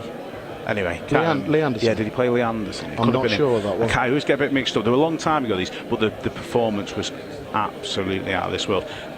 I mean, we talk about Tom's break, but Jack Whelan's break is definitely up there, comparable. And he was, I think Jack's break, the ability to play with the most power without losing any accuracy whatsoever. Yeah. He'd screw that cue ball to the middle of the top cushion. Yeah, well, he's, like he said to me, he's aiming for basically a 12-inch gap. If he's screwing it back, if he gets bounced in off a ball, that's just unlucky. Yeah. But if you can, that's a lovely position. Go far enough. Wow. Seems to be getting to grips with the pace. All that is when you know you're in the zone. Yeah, this is not good signs for Ceasar, because the only mistakes Tom was making early doors in this match was positional errors, and he seems to have put them well and truly to bed. He pulls further in front. Yeah, just going back to Jack, I mean, what a player. I mean, and like he said, that break, he was able to play it with 100% power and not lose accuracy, which is so rare. Yeah, I just think he's another family man kind of player that doesn't. He didn't believe in himself the way I believed in him as well, because I used to say to him, Jack, when you play your best, you're virtually unplayable. And Tom's the same, he's just unplayable. Yeah, so much gets said about what sort of personality you need to get to the very, very top, and an awful lot of people believe you need that big ego, that big brashness. Just a tiny bit more belief in yourself. But them two players certainly prove you just don't.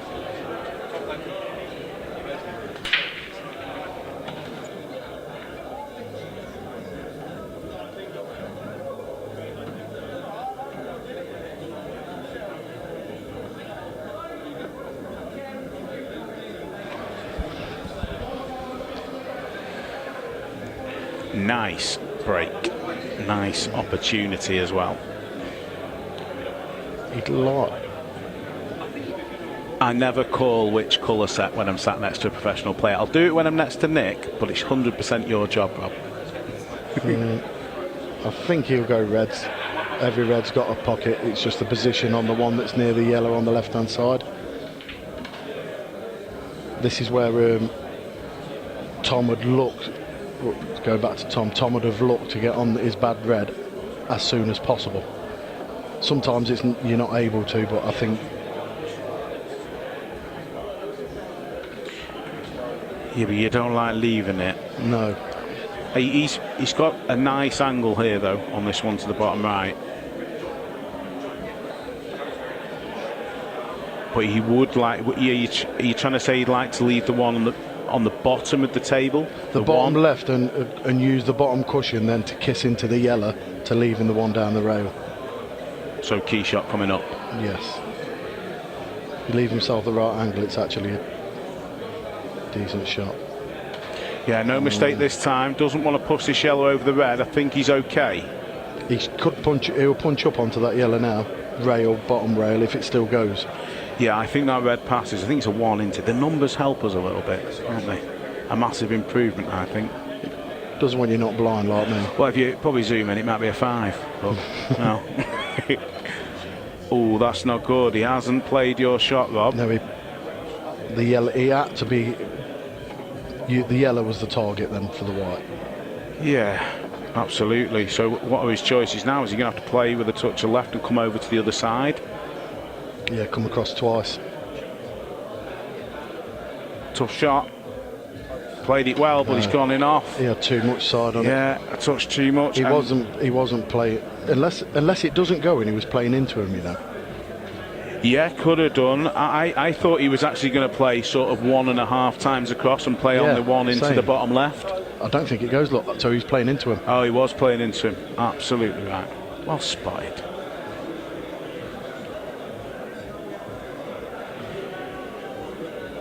Yeah, it's fine margins, but the unforced errors from Ceasar, he hasn't made many, but they're starting to get real costly when you're already 4 behind. What I was saying about Tom wanted his bad ball, look, he used that because he wanted the bad ball, and then off he goes. He tries to attack the bad ball ASAP. Well, we saw the yellow and red together from the overhead a few seconds ago, and despite the red not going, the yellow certainly does. And that's what he'd have been aiming to do. He was definitely aiming to play that ball, and second shot.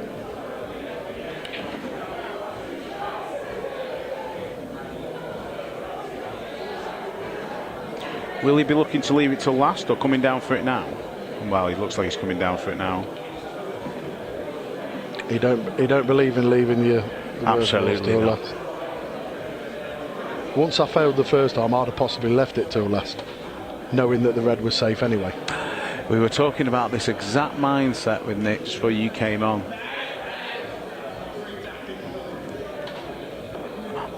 And how we felt as absolute amateurs that some of the top players will never think that because they just don't want any negative thoughts in their mind. And I think, you know, I mean, we've just been talking about the mindset of sort of Tom and Jack, but I think once they get on the table, that ultimate sort of confidence does shine through. Yeah, definitely. And they're certainly in Tom's place. In terms of Tom, he is an absolute force on the table. And I'm just opening that They were just going to see him here. This was the key shot, wasn't it, Rob? He should have just used the yellow. Whether he was frightened to go in behind the yellow. So he's just a little bit too low on the cue ball. Yeah. And it looked like quite a natural, didn't it? Just to stun up into the yellow. But in all fairness, I was saying that because I thought the red still went.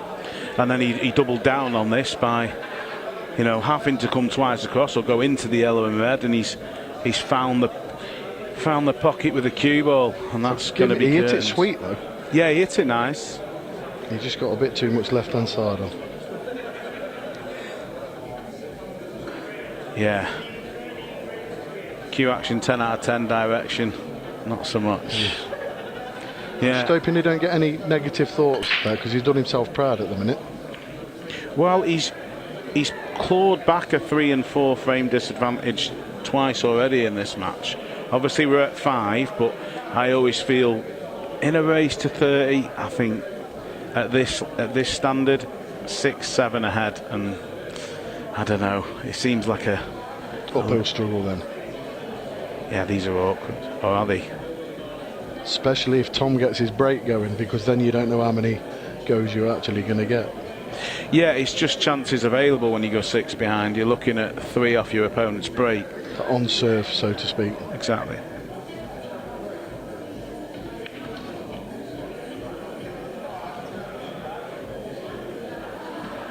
That's nice. When There's been some brilliant players from the African region over the years. I remember Sandil Mandala and Wetsi Morkel. They're very good players. I think Wetsi was the Blackball world champion 2000. I'm going to say 2008. Didn't we have one more recently from, was it Morocco? Oh no, he was from Maltese. Yeah, 2008 I'm going to say. Yeah.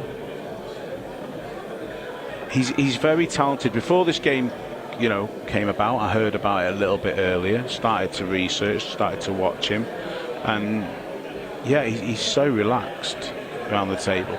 Very, very simple. You see him there, not walking, just plants the cue on the shot, comes down. There's not really a lot to go wrong. Doesn't play the shot till he's ready. I thought I'd cursed him again there. And yeah, just his whole demeanour is excellent. I think he's got no choice but to hit into them 2 yellows that are above the bottom red. Yeah, he did. And that's he's unlucky. Found the pocket with the cue ball once again. He needed to get a bit more side in there. He had no choice but to go into them, which we don't like doing. But that was the only way he was going to get out then. Things can always go wrong when you're cannoning into other balls. And this is a perfect example of just that. Flicks off the yellow, flicks off the 8. If he hit the yellow full, then he was out. Look how close his cue is to that yellow as well. That may have been having an effect on him as well. Just don't know. Either way, it's Tom at the table. Ball in hand, anywhere behind the breaking line. Straight down to his bad ball. First shot.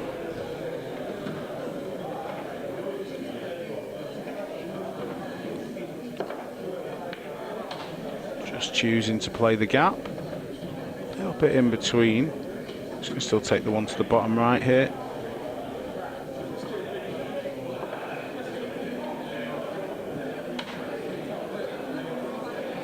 You can just sense the atmosphere. It's just starting to subdue a little bit in the arena because the gap is growing. Yeah. And for the neutrals, it's not a good sign. Well, you want to keep it close, but honestly, there's not been too much between these two. I said after about 9 or 10 frames that I thought actually Ceasar had made less errors, but since the break, Tom's gone up again. We can see that because of the pace he's playing at. It's been one-way traffic. I wouldn't say it was a big error from Ceasar. He just misjudged the shot. He played the right shot, in my opinion, for a 4-ball contact on the yellow, and then we wouldn't be sitting here having this conversation. He'd have pulled one back. But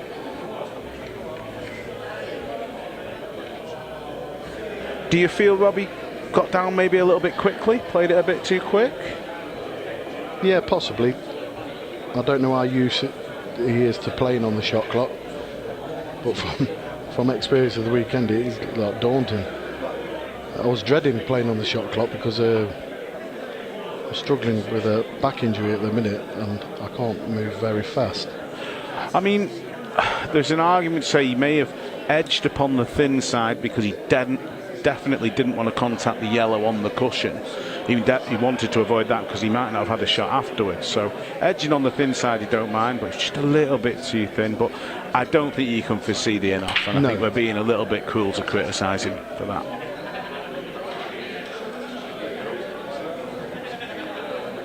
Well, 6 behind, and the hill becoming a mountain. He's got a decent break. He'd have loved a nice yellow here. Well, he'll have to settle for an awkward one. Do you think he may even consider reds? Because the only real yellow he's got to go at is the one on the far right hand side. Unless this one closest to him does cut to the bottom left. But that's not too inviting either. No. So he is going to take reds. Played that nice.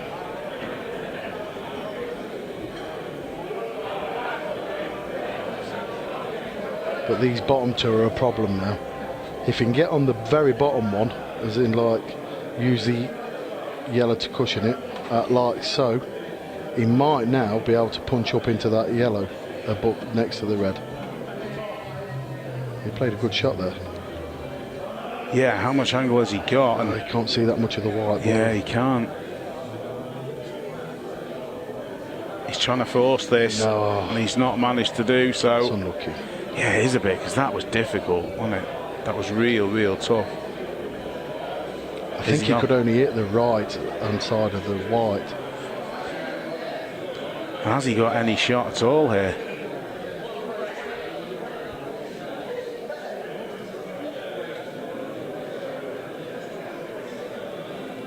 Sure, we can't see enough of this, so having to turn the table over, never a nice feeling when Tom Cousins is sat in the other chair.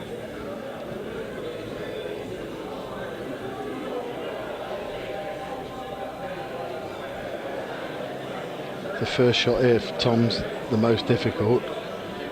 If he gets it, will he play the plant or will he play the one into the right middle from an acute angle? Well, he'll like the plant because he gets a problem ball out the way. It didn't pop to bottom right. There you go. Look at that, one shot. How often do we say that? Tom Cousins plays his first shot and now the table is wide open. It happens over and over again.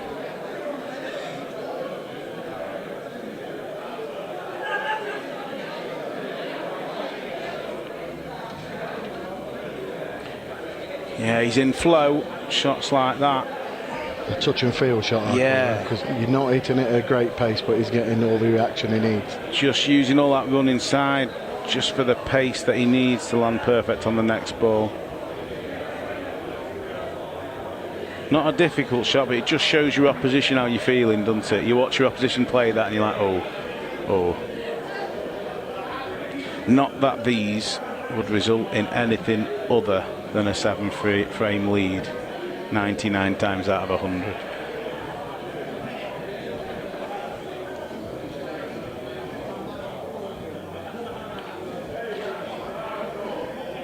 It does take a while to adapt to conditions, because not every table, because it's predominantly a pub sport, isn't it? We play.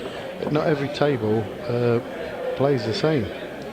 Well, he's been playing on the same table, balls and cloth for the last 3 days, but like you said, even though conditions are exactly the same, they're not exactly the same, are they? It is very noticeable. I did watch a bit of the Ultimate Pool this weekend, how fast the table was.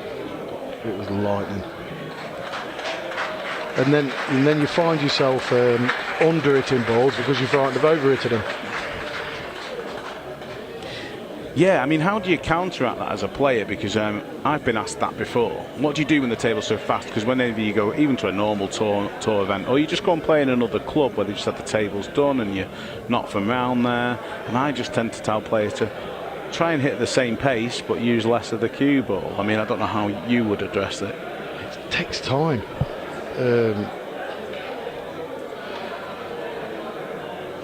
I wouldn't know how to actually say, because you've got to get a touch and feel for the table, but when you're playing somebody who's not giving you that chance to get a feel for the table, because pool's such a fast, ferocious game now, and if you're not getting time to adjust, then it becomes very hard work. And you're just going to get punished. And we're just having a look back there at Ceasar where he could have gone wrong. It was the shot before, wasn't it? He finished a little bit high, and then he trusted down to look, and then he could only see half of the cue ball. See Tom now, he's cut breaking. Another change in break for Tom. And that served him so well at the weekend. I think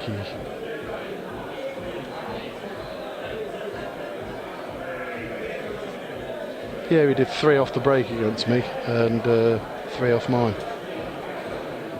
He had very convincing results, not just the one against you. Most players on all of his results all weekend struggle to get more than 3 frames. Oh. That's what makes Tom Jones's win last night so more remarkable. Fair play to him. Some shot for this.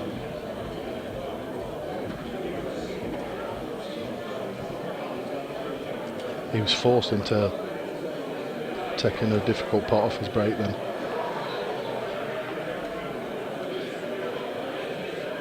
I think the one very left hand side at the top near the yellow goes in off the yellow into the middle. Yeah, I was just thinking exactly that, Rob. I could see your brain ticking over there though. I think he'll play that now.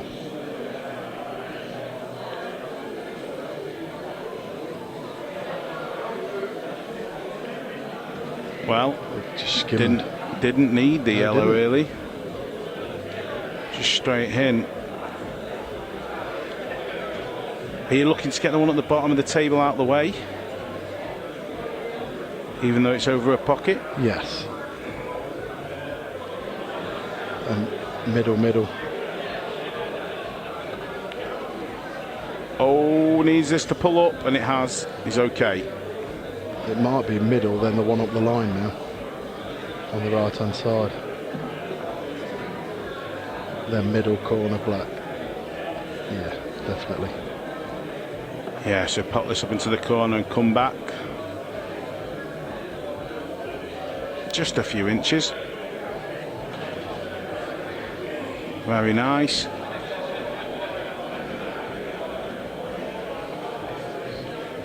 It's amazing for me how he manages to appear so focused yet so relaxed. Yeah.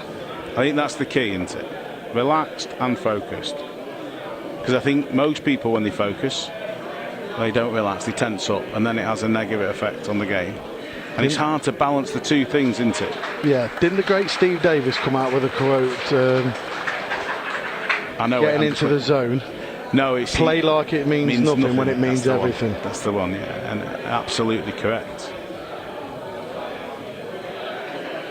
Absolutely right. Well, his face hasn't changed at all since frame 1, but he can't be feeling great out there at the minute. Mind you, we see Tom shaking his head as well.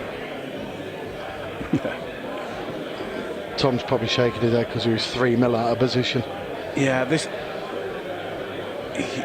was the earlier one, wasn't it? And he wasn't so worried at 14.8.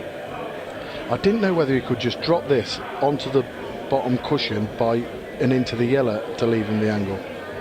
The yellow he ends up near.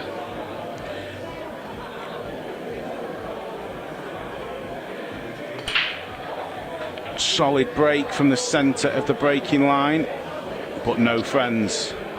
And look at them yellows.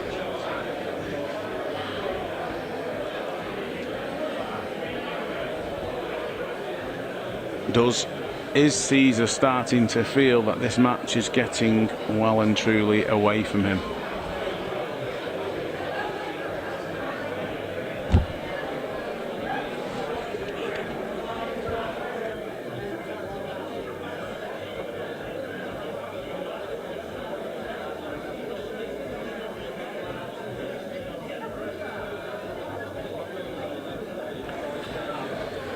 Finn jumping in for Dave Hine, still with Rob. What's the thoughts, Rob? I think it's slowly slipping away from Ceasar now. Yeah. And he's had a couple of bits of bad rub. And his brake isn't working. He's just sledgehammered a brake and left fairly routine yellows. It's been all one-way traffic since the break, isn't it? Yeah. The break's done Tom all sorts of favours, and it's just not there for Ceasar at the moment. But a race to 30, so still time to get back into it. But he needs to put together a run of frames. And when Tom's brake starts working, then it's hard to get back on serve. Looking good again here. Right in amongst these yellows again. No traffic, no problems to contend with. It's just all about the cue ball, and he just manipulates that cue ball so well. He hit it so well, he's got options here.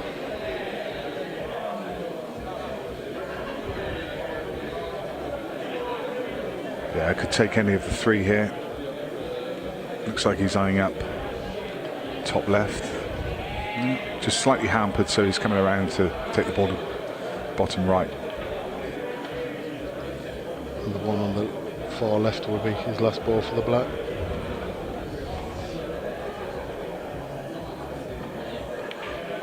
He's motoring now. This is what he does, though, isn't it? He's just such a destructive player. He does it to so many people. Don't keep reminding me.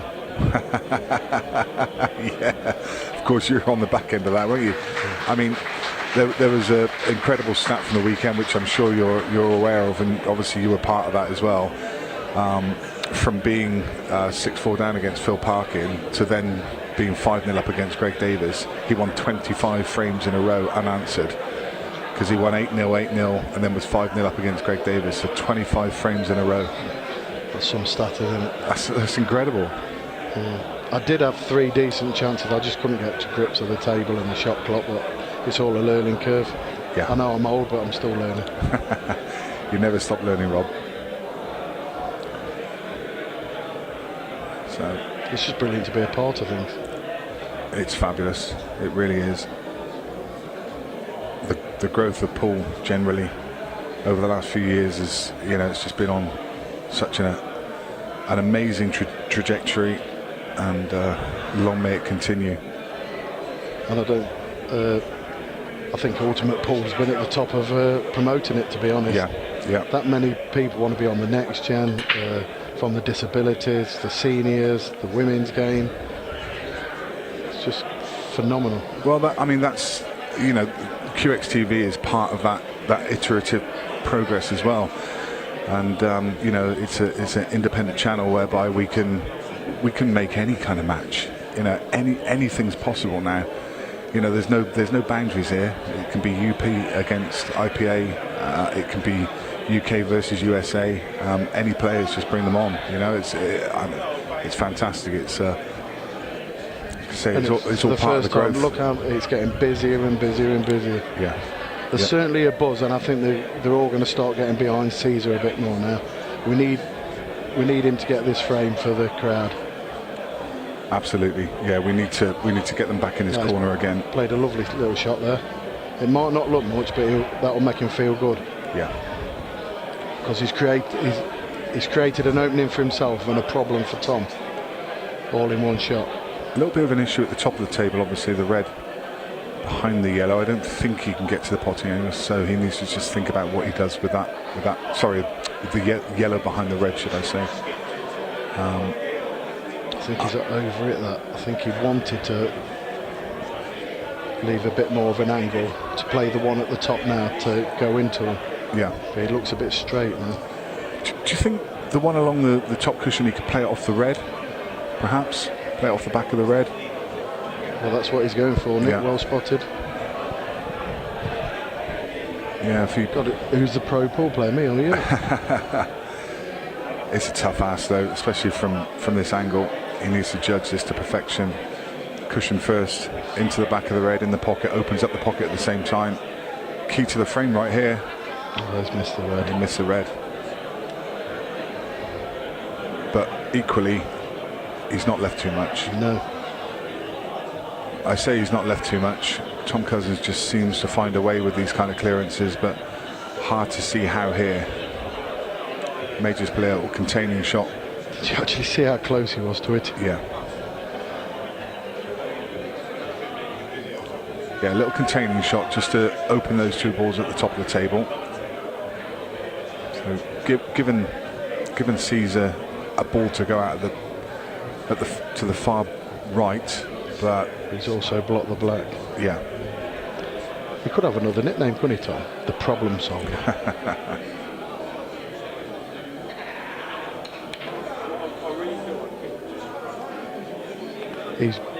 He's going to get forced and frustrated into being over aggressive. Yeah. And that's what it does. I mean, the more dry breaks I had at the weekend, the harder I hit him, and then the harder I hit him, I was going in off. So Hopefully he remains focused. I think Tom just considers breaking open these 3 reds on the left-hand side and maybe trying to get a blocker across the yellow, perhaps. That looks like it, yeah, exactly that. Just take away all options for Ceasar now, whilst developing his position, making sure when he comes back to the table that he's got options, but taking away all the options for Ceasar.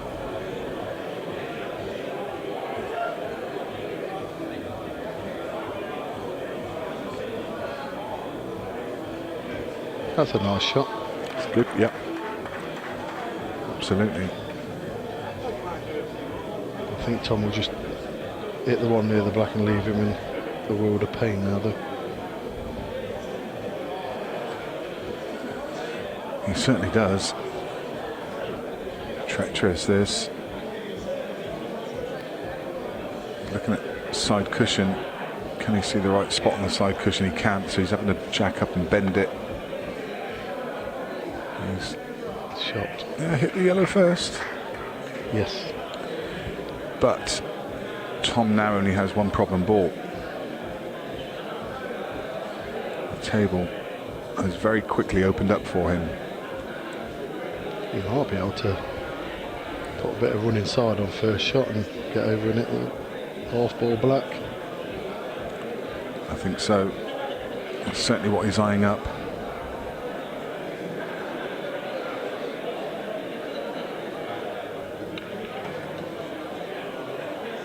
And just like that, the table is wide open.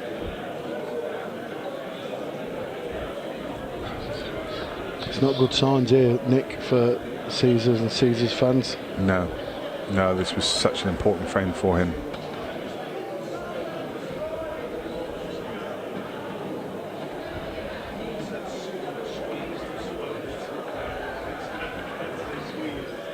I mean, Dave was saying it's like been one-way traffic since the break. Yeah. Yeah, it really has.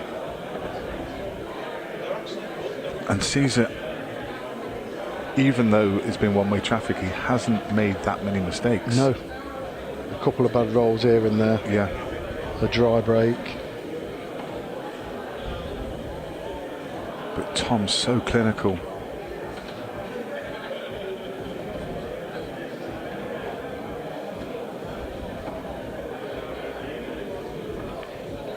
He sort of gets you mesmerised because his cue ball in effort, look, he just floats. It's robotic, isn't it? It's robotic. Sometimes you forget he's human.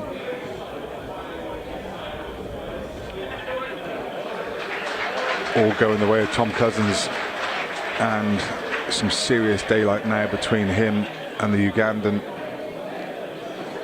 Tom Cousins leading by 10 frames now. And what a different complexion that is from the first break when it was just 8-7. There was a momentum changer just before the break when it was 7 each, and Ceasar had a dry break, and then Tom won 8-7. I think with a brilliant finish. With a brilliant finish, and I think that almost just that sent him into the break with a spring in his step, and Ceasar would have been. Oh, I thought I was going to get a chance in that frame. And then, of course, they come back after the break, and it's just a whole different complexion in the second session. He could have gone into the break leading 8-7, but then he was trailing. Yeah. Maybe it deflated him a little bit. Yeah. He's still out there battling, and he's got to be proud of himself coming all this way and challenging the best player in the world. Absolutely. Oh no. Oh, it's just not happening. Your heart goes out to him at the moment. I know the feeling all too well, because you end up trying too hard then. How many in a row is this? I mean, when did Ceasar win his 8th frame? That was quite some time ago. It was shortly after the break, wasn't it? Second frame, I think. Second frame, yeah. Yeah, so that would have been 9-8. So this was 9 on the trot. Yeah, nine in a row. That's one more than he did against you, Rob. Sorry about that.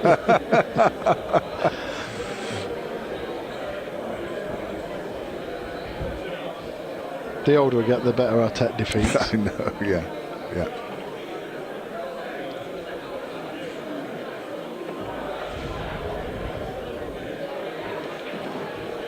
He's just away again, and he's just flowing. He's absolutely in full flow now.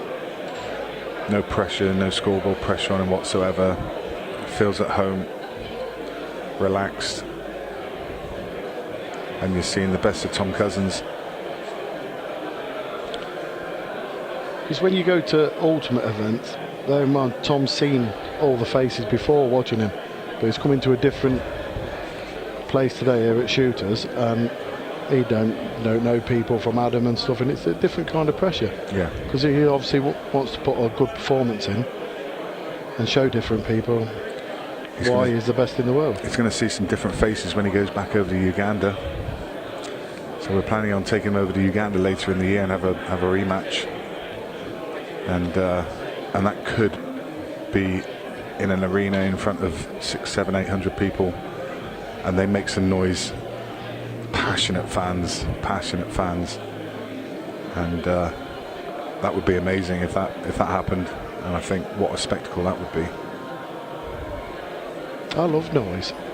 Yeah, I was talking to Caesar's manager on the way down in the car this morning, and we were saying exactly that, and he said I think some of the English players would melt under the noise that they get over there, and I said I think you're wrong. I said that they thrive on it, and he said yeah, but nobody makes any noise. I said yeah, but you've only been to pro events where people are a bit more respectful and you don't tend to get that raucous atmosphere.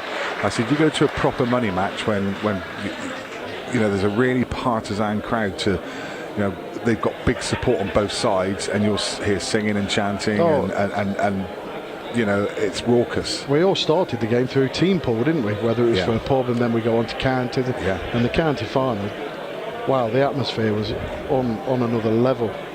Luckily, we managed to become national champions and beat Nottingham in the final, but the atmosphere was loud. Yeah, loud, and it's been like that at international events. In Malta, we played the Maltese in the semi-final of the Worlds the other year, and it was deafening. Yeah, it's great. Such a great atmosphere to play in. It creates such a good atmosphere. Okay, 3 more frames to the next break, and you feel that Ceasar has to win them all to have any chance of staying close within this game. He has to win the next 3 frames. I mean, the last ball rolling finds its way into the pocket. You've just felt for a second, he might have a chance here. That's the sort of things that happen though. You're about to get out of your seat, and the last ball rolling plops in.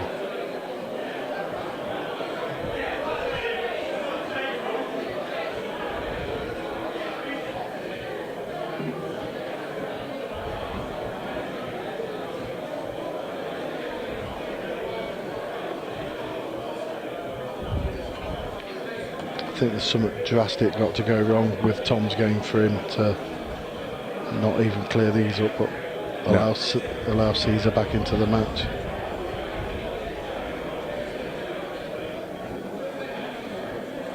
But that's the beauty of pool, anything's possible. It most certainly is. We have seen stranger things.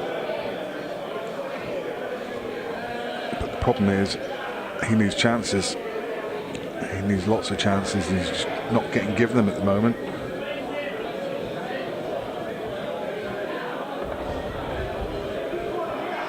It's been an exhibition of pattern play since the break from Tom. Yeah.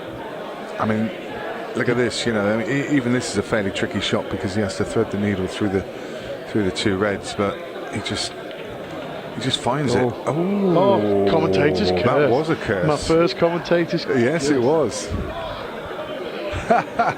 Yay. Sorry, Tom. It's actually a thing. He's fuming. He's 11 frames ahead. He's played 1 bad shot in about 10 frames, and he's fuming. That's about as much emotion you'll ever get from Tom Cousins. He shook his head earlier on because he was 3-0 out. Yeah. So the slide. He'd have liked that shot again. No.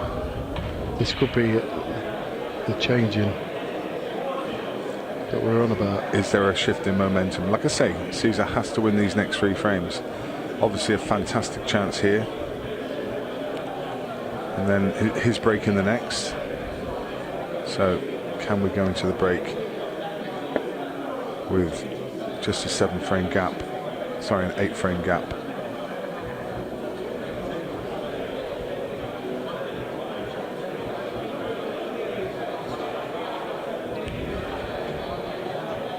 Just needs to recompose, because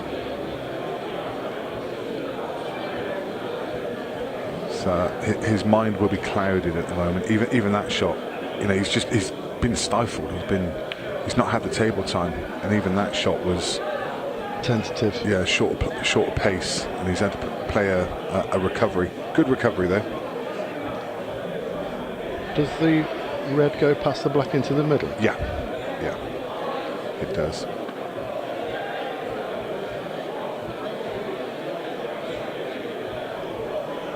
I can't see any reason why he'd compose himself and just stick to basics and get these done. Yeah, he's going down for that ball now. Yeah.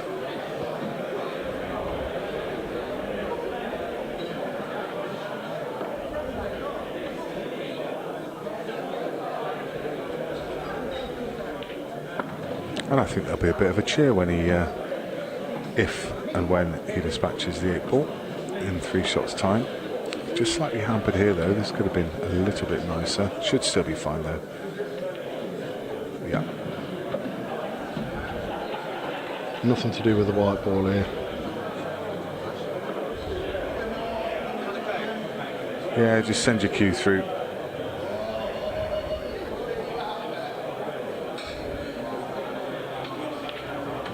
That's more like it.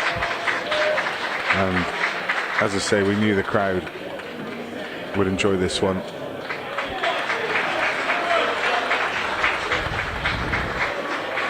Very respectful crowd. Good crowd in here today. Hopefully that gives him a bit of a lift. Look at them all. They're all craning for position. Literally at the back of the arena earlier, they were 8 deep, and I was back there, and I'm taller. I could barely see.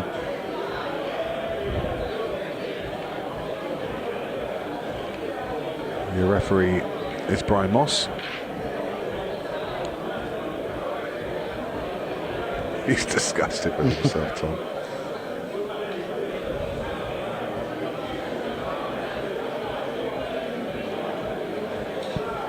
His target really, like you say, win these next 2. Yeah. That's the first and part. Concentrate on making the score closer. Yeah. And then see what happens from there. Yeah, he just needs to just break it down into little 3-frame spurts, and that's just not what he needed. Oh dear. Just at the worst possible time.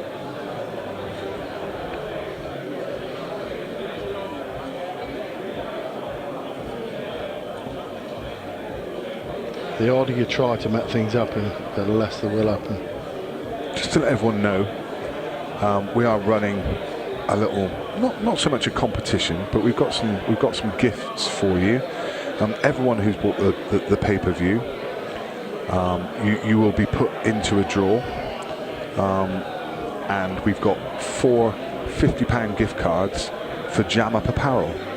If you're not aware of Jam Up Apparel, they provide all of the shirts. So the Tom Cousins shirt that you see, Chandiga shirt, if you look at the back of their collar, they've got the logo JU, that's Jam Up. They're an American company. They were with us all weekend in Wigan. You see it on Tom's shirt as he comes around. Even the ref shirts have got it on the back. So we've got 4 £50 gift cards to give away to our wonderful viewers. What you need to do, obviously you've already paid for the pay-per-view. You need to be subscribed to CueXTV on Facebook, and you need to have shared the post. So Simon's put a post up mentioning this draw. So if you've shared the post and you've followed the channel, then you will be automatically put in the draw. We will choose 4 winners who will get a £50 voucher, £50 gift card that you can spend on anything you want on the Jam Up website. So Google Jam Up Apparel and you'll find their website. It's got some great stuff in there. They make every pro player shirt. They made your shirt, didn't they, Rob? They can even buy my Boom shirt. Yeah, yeah. So there's replica player shirts on the website. There are really nice gear. Yeah, yeah. And there's like hoodies and shirts and all kinds of different sportswear. You know, they've even got UP USA stuff on there if you prefer something from there. And soon, hopefully, they'll have that Scorpion replica shirts on there as well. And £50 is going to buy you a really nice shirt. So you've already bought the PPV. Make sure you follow CueXTV, and finally share Simon's post on CueXTV, which is introducing you to this prize giving. If you've done those 3 things, then you will be automatically put in the draw, and 4 of you will win a £50 gift card. Really appreciate that support from Jam Up, from Damien and Mindy. Lovely couple. Travelled all the way over from the USA to the UK for this weekend with all their wonderful merchandise. The thing is with Tommy, makes every clearance look routine even when they're not. Yeah. Yeah. So one more frame before the break. One more frame.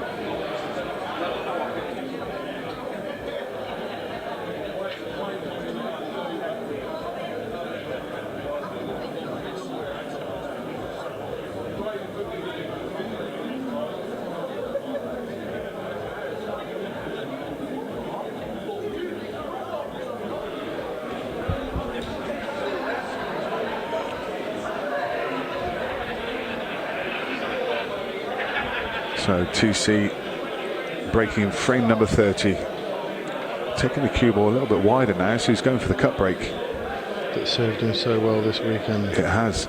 He's been breaking a lot on the front ball, but electing to go cut break now, and it's his turn to send the cue ball straight in off. It's not often you see the cut break go into one of those top pockets, is it? If it goes in, it's normally the middles or the 2 bottom pockets. And look at the split as well. Very unusual, but. It got a kick and went straight in to the top right pocket, and what a great leave here for Ceasar. Obviously playing Blackball rules, so he gets a free shot to clear out some of the traffic. Always interesting, this free shot, of how people see it and how people want to use it to their best advantage.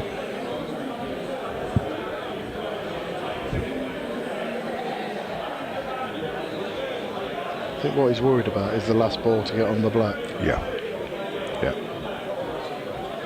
Just shifting some of the yellows around to make some room. Well, depending how them 2 yellows landed, he could have actually gone yellows next. Yeah, yeah. Such as how big the break was. So he won't want to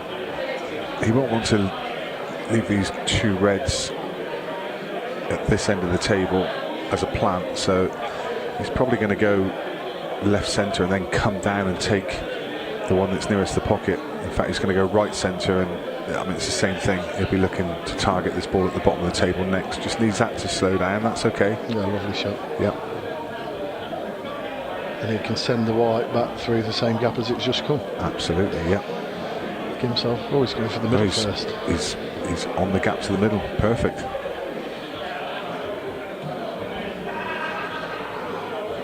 Just got enough angle here that you can stand up to the middle of the table.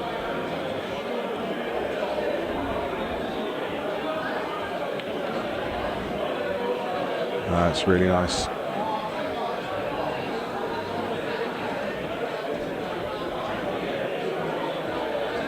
Well, the gap is going to be 10 frames And actually, the way this has gone, I think he'll kind of take that. He obviously wouldn't have wanted that at the first break. And 10 frames it is. It's 20 to 10, and they're just going to go for another break now. So we've got a 10-minute break. But yeah, Rob, just looking back on that section, it was all Tom, wasn't it? But a little rally there from Ceasar at the end. Yeah, but he had 2 chances in the last 3 frames, and he took both of them. Yeah. So he's got to take that positively and just try and make the score. Concentrate on making the score respectable, and then push on from there and just hope. Yeah. If you look back on some of the shots he played one with run inside earlier, and he just got just a little bit too much into it and went in off. From there, he really didn't have a sniff till them 2 chances in the last 3 frames. Tom's break started to work. Yeah, just overcooked it with the cue ball there. Just didn't judge his side well. And as I say, it was pretty much all Tom Cousins from that point on. I mean, 12-8 turned into 19-8.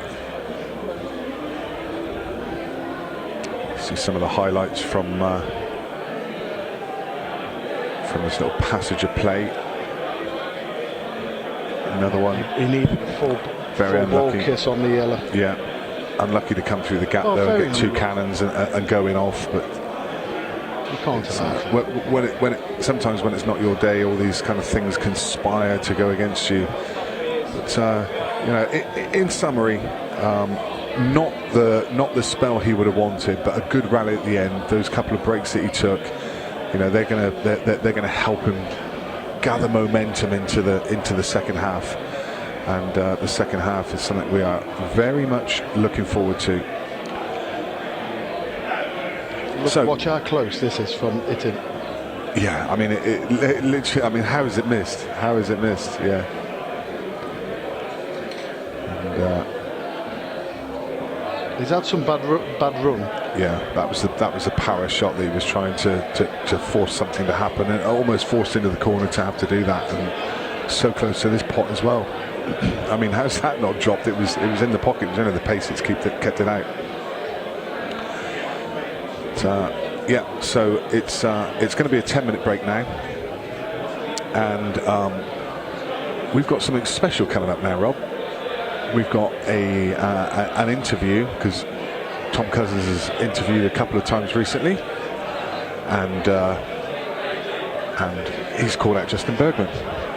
Brilliant. So we've got Justin Bergman in the chair, and we've done an interview with him, and we're going to hear from him in just a couple of seconds.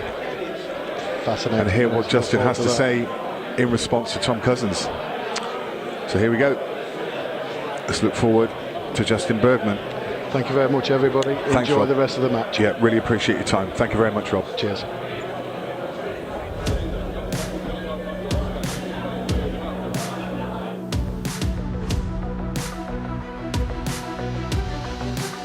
All right, guys, how we doing today? My name is Mike, and I'm with CueXTV.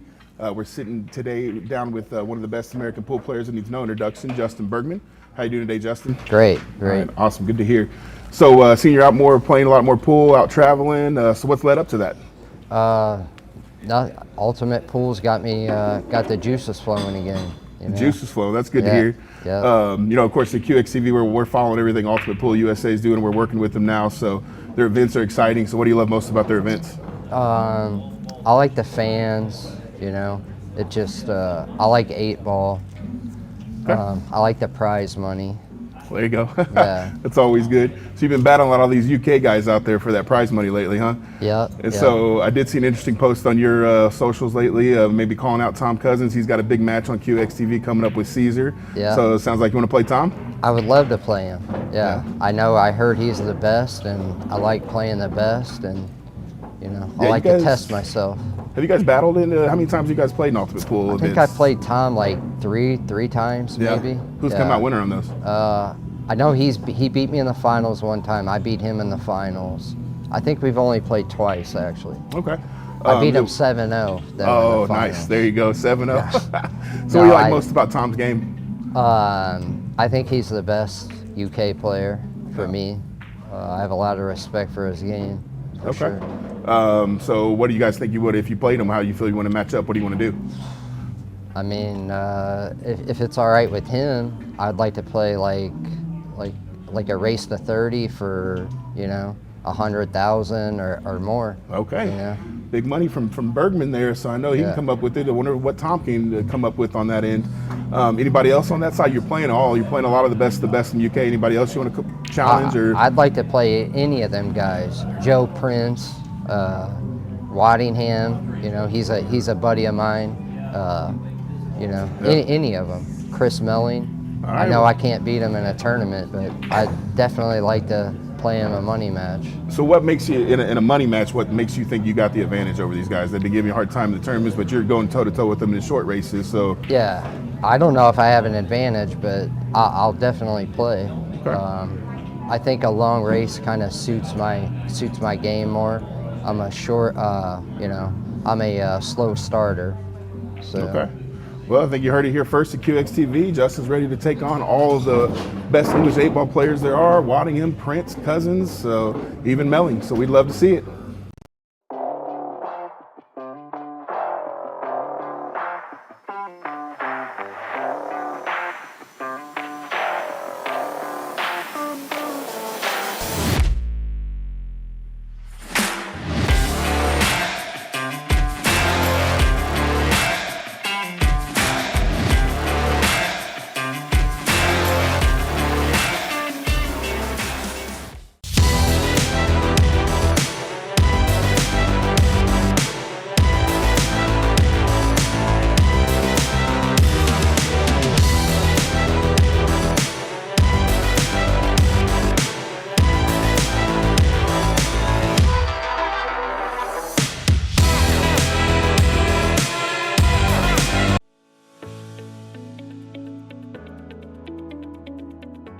Hey, we're back.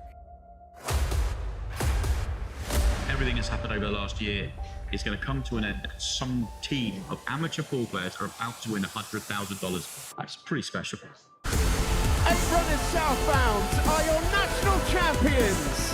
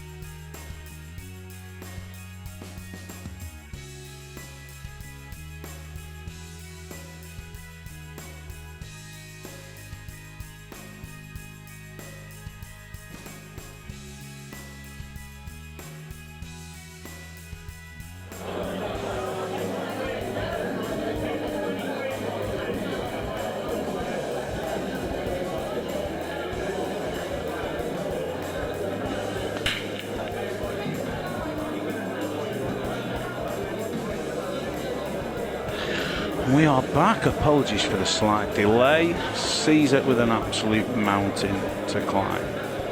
But he has made a ball off the break. They are a little bit awkward though. Is there any way back for the man from Uganda? Or is it all she wrote and we're just going to sail nice and easy to the finish line for Tom? It has been a bit surprising up to now. I don't know what you lot think, but after the start we had, what was it? I think it was 8-7 to Tom after 15 frames, and that was a key frame. He said at that point he managed to nick it. It was one of Tom's best finishes.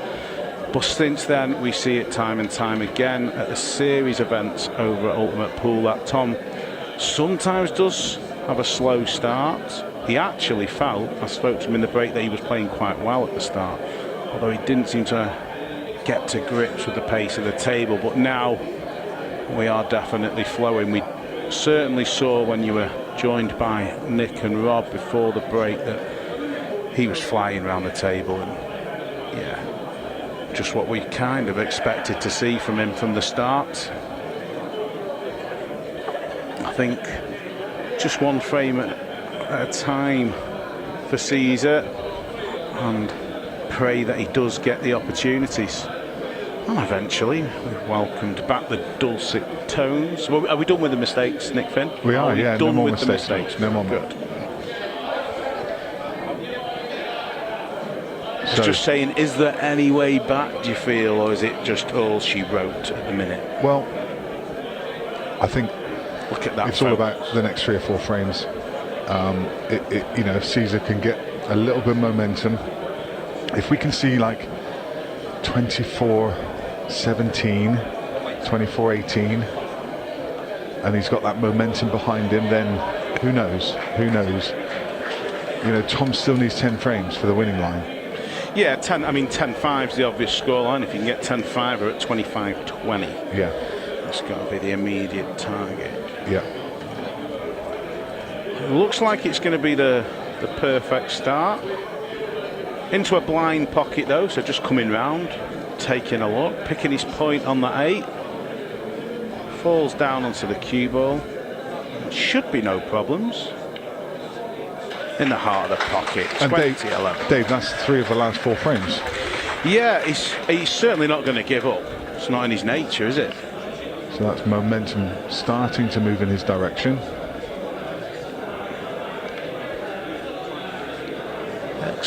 Expressions are extremely similar to what they were at the start. I'm sure Tom will be just looking to get this done as quickly as possible.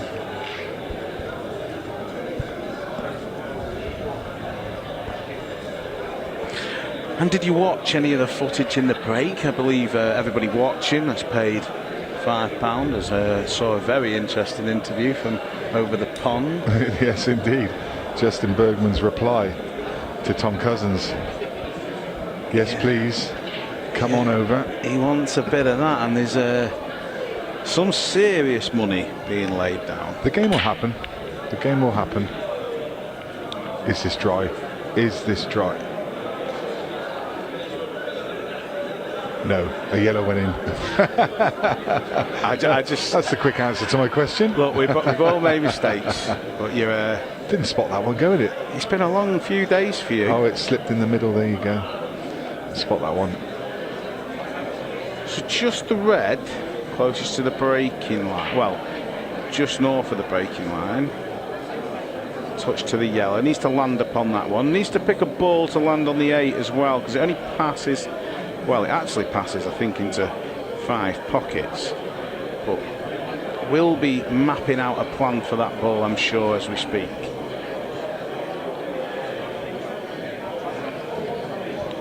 There's the gap.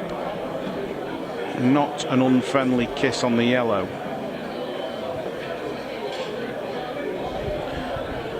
Which one are you leaving to last? He could leave a few here. I think the obvious one's the one closest to the left centre, just drift down for the 8 in the right centre, but there's a couple of ways you can go. Tom just shimmying a cameraman out the way there. I mean, he always looks relaxed, but I was just saying before, Nick, he goes ultra relaxed when he has a sort of a 5 to 6 frame lead, and he also speeds up, and it was noticeable in the last few frames before the break. Yeah, absolutely. Yeah, Rob and I mentioned exactly the same thing. He just finds a comfort zone, and then he finds a different pace, and he can settle back into it straight away after the break as well. You know, he goes away as a 10-minute break, and just he was over there taking a few photos with the fans, and he's back in doing the business again. Just reaches. Well, he has left that ball to last. Little shake of the head there. He's not happy with the angle he's got here, so I don't think he can hold on the red to middle, so may have to just come down this side towards the... He's come twice across the table. How is it? Well, he's got a shot. He's okay here. Yeah. He is okay. It's an awkward little cutback, Nick, but there's not much to do with the cue ball. Yeah. I mean, that helps, doesn't it? The fact that you can just drop this in and the cue ball naturally comes across to the right-hand side of the table. Ball's in, and he's on this 8. And he restores that 10-frame lead. Yeah, I'm sure he'll just be looking to go knock for knock with Ceasar, and if that's the case, it'll end 30-20. Yeah. Or maybe he'll have his prediction in the back of his mind. Yeah, 30-16. He called that, didn't he?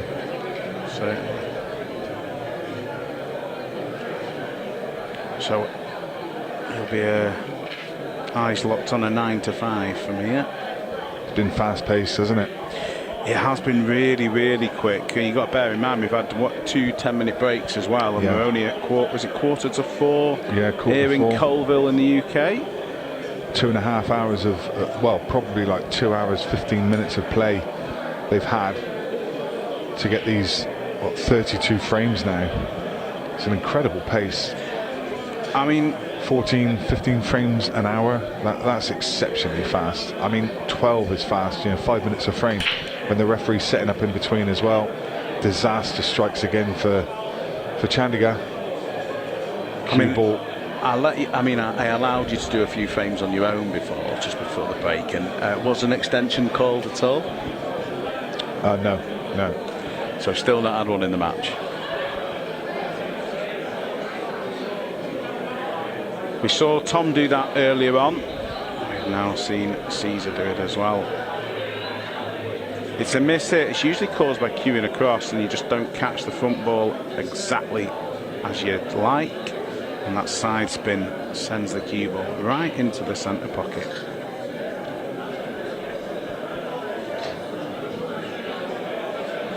So reds are his choice, and the table is nice and open.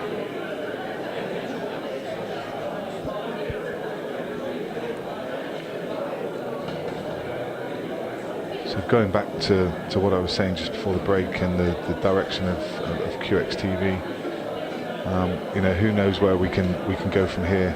We've got lots of really good games brewing. We need to seal the deal and finalise them, but this is an opportunity to get the best players playing the best players, because they do tend to duck each other, and that's what we want to stop. We just want to get them out there. We want to get the players paid as well. We want to start them earning money for themselves and get their profiles out there. And every opportunity to do that going forward. What's it going to take to squeeze a couple of names out here? Okay. Well, I mean, the obvious one at the moment is on everyone's lips is Bergman. We'd like to get Tom Cousins against Chris Melling.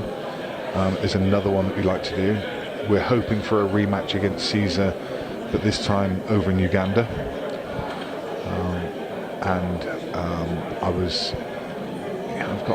I've got something in mind that I want to do over some kind of speed pool. So getting a couple of players playing on a 15-second clock. Yeah, and I'm sure you can imagine the contenders. Oh, was slow motion. It was slow motion. I'm sure you can imagine a couple of contenders that we might ask for a speed pool. I can match. certainly think of one that is from the same country as Tom Cousins. Yeah. That would be well and truly suited. Yeah. So and another world champion over on the East Coast. So yeah, I mean, it's the options are really unlimited. You know, I'd love to see that. We're not tied down to anything. You know, we can take on the best of the IPA. We can take on, you know, showcase IPA players, and not just take on. I mean, when I say take on, you know, if anyone's out there that fancies a challenge against somebody, you know, Craig Waddingham at the moment is hungry for a game. He really is. He's ready to go. I was talking to him at the weekend, and he fears nobody. He'll take on anyone. Again, it's always been the case. You'd put Craig, I personally would, where money matches is concerned, put Craig right at the top, along with Tom, along with Mark Boyle and a couple of others, and it's so difficult to get games when you play at that level. I've been in Mark Boyle's inbox already, don't worry. I'm sure, but he's obviously very, very busy with Lola's party. You know, getting a couple of names out of you wasn't as difficult as I thought it might be then. Yeah, we've heard a few. You know, we can mention we can mention all kinds of names. You know, we still have to finalise the games. I mean, it'd be lovely to get a game with featuring Jaden Billingham as well. But you know, we need to find the right people, the right opponents, and you know, we don't have to hurry into this. We don't need to rush games over the next. You know, we don't need 10 games over the next month. You know, we're thinking over the next 12 months. And the kind of games that we can build and showcase. You know, we want to take another miss from Ceasar. Just overcut it, not happy. These are mistakes, sorry, we'll go back to that, but these are the mistakes that have really cost Ceasar in the match. He just ran out of position, didn't he? Yeah, but it's unforced errors and missed pots. He does it far more often than Tom, and it's contributed largely to the scoreline that we're witnessing at the moment. And he had to take this opportunity, didn't he? I mean, this is what we were talking about, momentum. You know, this was one against the... well, it was obviously from his mistake from his in-off on the break, but he had a reprieve, could have gone 21-12, and then, you know, again you can see that momentum coming, but it's all stalled again, and Tom Cousins is going to step out again to an 11-frame lead. That's as big as the deficit's been in the match so far, as 11 frames. Yeah, didn't want that flick on the 8, but certainly didn't do him any harm, did it? Yeah, he's absolutely an autopilot at the minute. Yeah, let's go back to what you were talking about. Oh, we're just seeing a mistake again from Ceasar. Yeah, that was the shot you said, just a little bit too far. But I mean, I kind of question if he had that shot again, why try and hold that line? He's got too much of an angle. You see the natural line the cue ball was taking. He could have let that go and come top cushion, side cushion, and back out. And then, you know, he would have been in a much better position on his next ball. And it's just those little fine things that, you know, you look back afterwards and say, yeah, that was unforced. That's quite funny. Chandiga was looking up and seeing that shot on the TV behind him. Yeah, not what you want to be watching when you're already absolutely at a massive deficit in a game. And Tom, the Tom juggernaut, just rolls on.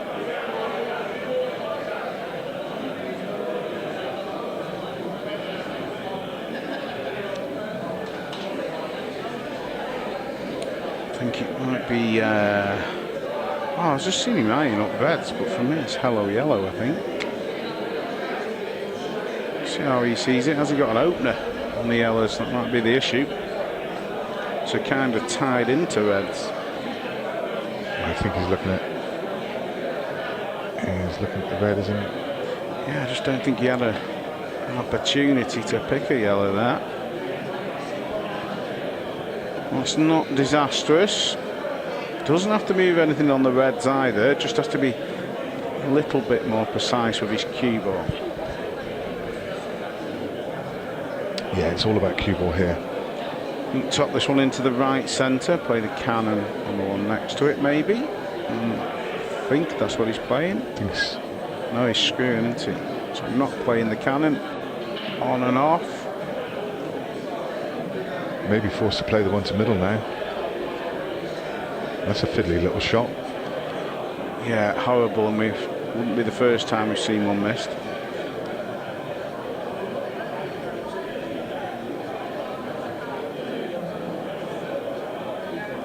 I mean, like you said, Justin's been mentioned, but if you want to put your name in the hat to come and take on the best in the UK, then please do so. Yeah, we entertain your inbox. Yeah.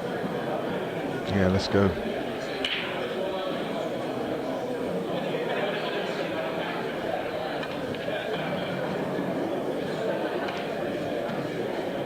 Not the best cue ball. Yeah, this wasn't part of the plan for Tom when he came to the table, I'm sure. And he's got another awkward shot to play now if this break is going to continue. The further he went into this clearance, the more and more the cue ball was getting away from him. He needs a good recovery shot. He's normally so good at these. This is a horrible shot. Just look at the angle his cue's at. And a miss. Not a surprise to see the miss there. No. Any amount of side on the cue ball, and you're going to send that cue ball off course. We've said it before, but we have to say it again. Has to make this clearance here. If he's going to mount any kind of comeback, it has to start right now. It's a lovely bit of cueing on the first one. Timed it really well.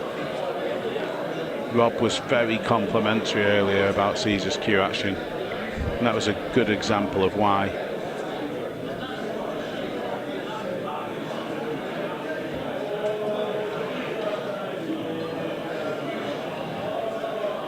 It's a nice shot. Just brings the yellow off the cushion, makes it a bit more accessible, and he's on it now. In fact, he's got a choice of three. He's got the one through the gap to top right, or the one to bottom right. He's eyeing up the one to top right because then that links up to the ball on the left hand side of the table. So this ball past the red to middle, and then it'll be bottom left, and his final ball will be the yellow on the right hand side of the table to right centre.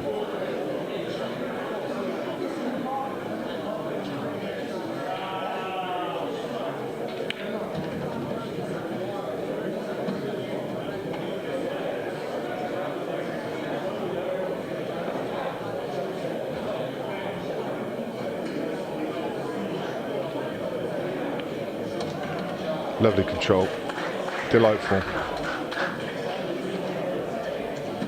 Come on, Ceasar. Let's see a momentum shift here. Let's see you get back into this game. Put a little bit of pressure on TC. Yeah, at the moment, great shot of Cameron. Look at the wrist. So loose. It's very, very unusual, but it's so steady. Yeah.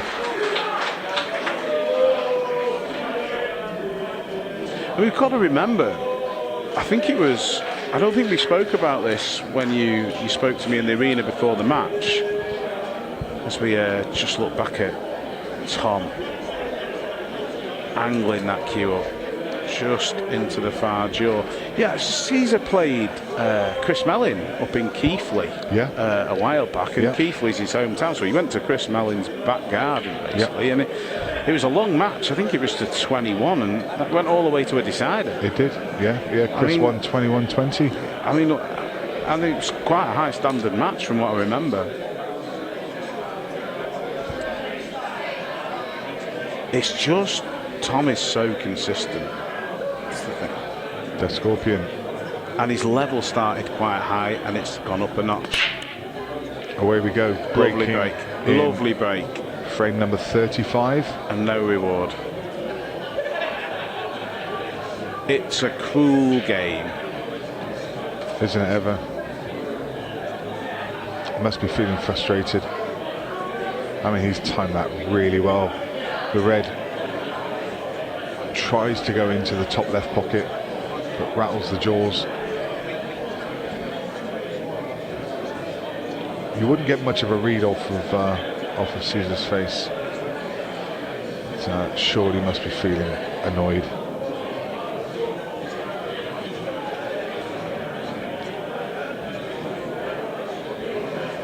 Tom giving his back a rest there, didn't even bother getting down on his cue for that shot. Cheeky monkey. Yeah, I think it's not this shot, it's the next one. This next shot. If he lands perfect, which he has, I think he can get through to the one left centre. I think there's a gap as well. There is, yeah. So he can play this yellow between the black and the red, and everything, I think, has a pocket. There is a question mark over the one next to the red, but I think that passes as well. If that needs a nudge, that's the only hope for Ceasar in this game.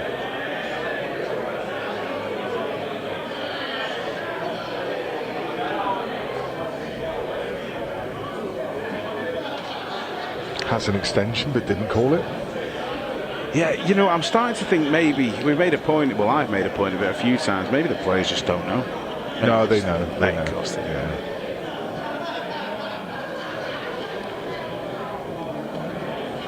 Yeah, well, I presume this must go. It's the only sort of one that's a little bit awkward for Tom. And it does. And it's plain sailing. Have to feel for Ceasar on this one, don't you? Because that break was hit beautifully. And there's nothing more frustrating for these players that play at this level when you hit a break so cleanly and leave the table wide open and dry for your opponent. So it's not for knocks, it's the break. And Tom's going to be back to 11 in front.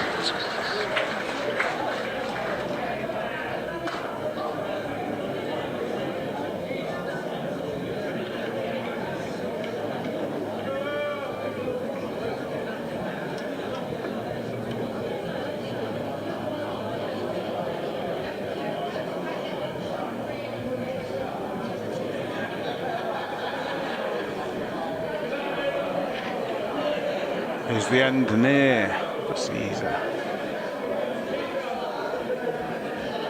He's got to start giving Tom something to think about, and he's only going to be able to do that by playing faultless pool. Didn't do anything wrong in the last though. I actually think the scoreline's a little bit unfair to now. I agree. I really do. I agree. I don't think the Ceasar's played better than the scoreline. He's I think he's done himself a great credit. You know, people who haven't seen the game will look at the scoreline and go, oh yeah, that's what we said. You know, we said he was going to get beaten. But when you actually see the context of it and you see, you know, how he's actually played and handled himself, is great credit to him. Great credit. I mean, I've kept notes for most of it until I had to come off and, you know, give you a little bit of time with Rob. And you can only analyse pool, I feel. I mean, there is multiple sort of parts to the game, but it's chances available versus chances taken. Yeah. At its core. And if someone was to write down all the chances available to chances taken, I don't think the gap would be 11 between the two players. He's on this yellow. Just slid a little bit more off that side cushion than he wanted, but he's okay. And just drop this one into the corner. Yeah, cue ball comes up on a natural line onto his next ball, which will be top right. They're very similar, aren't they? And they come down on the table. Yeah. From a technical standpoint, they sort of address the ball similar. You see there, no step in though. When he's right. The cue actions are frighteningly similar, I think. And if you're going to model yourself on anyone, why not Tom? Absolutely, yeah.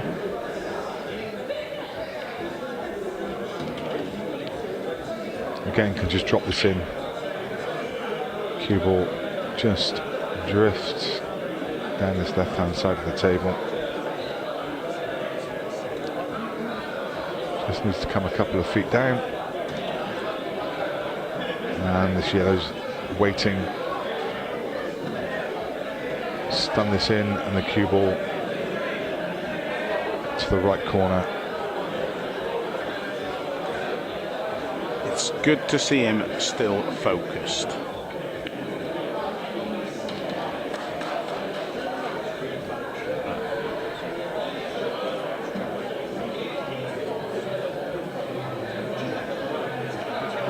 Well, they're just sharing frames at the minute, Nick, and that is no good for Ceasar. He needs to nick one off the Tom break. He needs to nick 2 or 3 off the Tom break. He's getting the support of the crowd though here in Coalville, and it's nice to hear. Isn't it ever? I love that. It's strange that the public takes certain characters to their heart, and Ceasar's definitely one of them.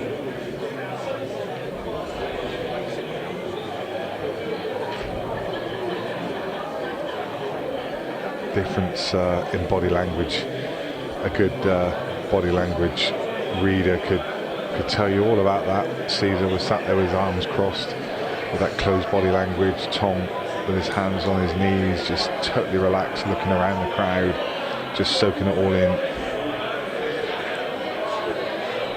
Well, it used to be the day that Tom would be thinking about his McDonald's on the way home, but he's not so much a fat cat anymore, more of a slim cat. Cue ball. Is it going to get... No, it's okay. I thought it was going to get kicked in for a second. These yellows aren't too bad. One problem yellow, 2 reds on the right hand side, so not plain sailing, but you'd think possibly yellows here. Yeah, I think so, Nick.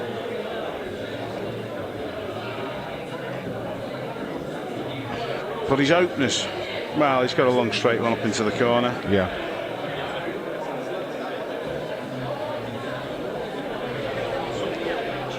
What's the one he'll be taking?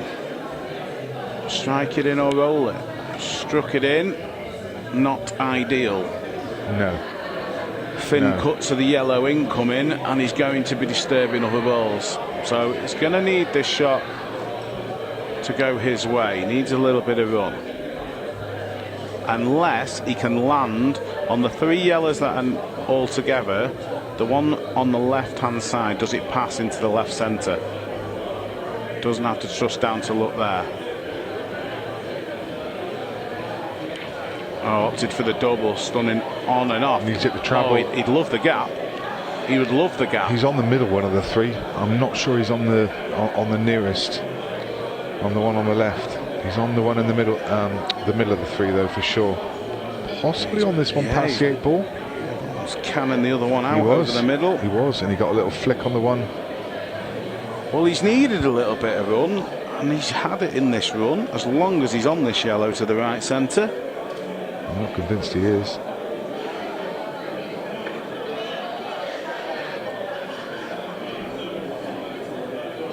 Well, this is very thin to the right centre if he takes the far one. I think he's left with no other choice. Fraught with it, played it very well. Oh, that's lovely. That really is. I hope he's on this, because he deserves to be after that shot. I hope he's on it through the gap.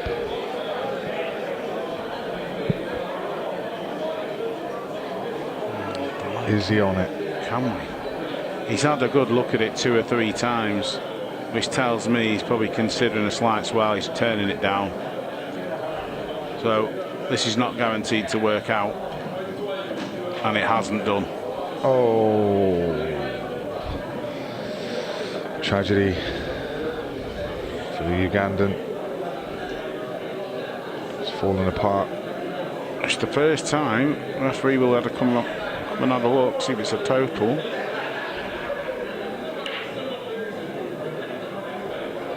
Because he would have had a shot to, if it was, he could have rolled up behind the yellow, couldn't he? Yeah. So Tom with just a touch of work to do. He's got an opener to middle. He's got the 2 reds together, which he needs to develop. He's going to play this long, which guarantees him the angle on the ball to middle to break these 2 apart. and barring a disaster. Oh, that's interesting. That's interesting. So he's still got an angle. He can nip this in and come back and give the bottom one a little nudge and leave himself on the top one. In fact, he's just come around to break them both out. And any hope that Africa may have had, he's just taken it away from them. Well, he's come down to a key shot again. That shot that he's just played there, the natural angle was to just... Oh, wow. I was about to say play it off one cushion. He's forced it round off two to open it up, and then followed it up with a mistake. Wow, incredible stuff. Lapse of concentration, maybe, Nick? Absolutely. Can't be nothing else. And he knew. As soon as he let go of the cue, he knew. You could see from the body language. Oh, needs to focus here. Needs to dial in and make sure of this shot. Needs to punish. Oh, too thin. Too thin. Oh, wow. A couple of nerves at play from Ceasar, you feel. Not a ball you'd expect him to miss. I know it was thin, but that was one he had to make. But he felt the pressure there. We've just not seen excitement like this in the game so far. It's been so clinical up to now. Nothing easy for Tom, though. No, he's got to find one, I'm pretty sure. He's got to lay a snooker. Not often you see this. Wow. I am amazed. 10 ahead. Is he 10 ahead? He's played a snooker. Just shows the mindset of these players. I'm not saying for a minute it was the wrong shot. I'm just saying I didn't expect him to play it. No.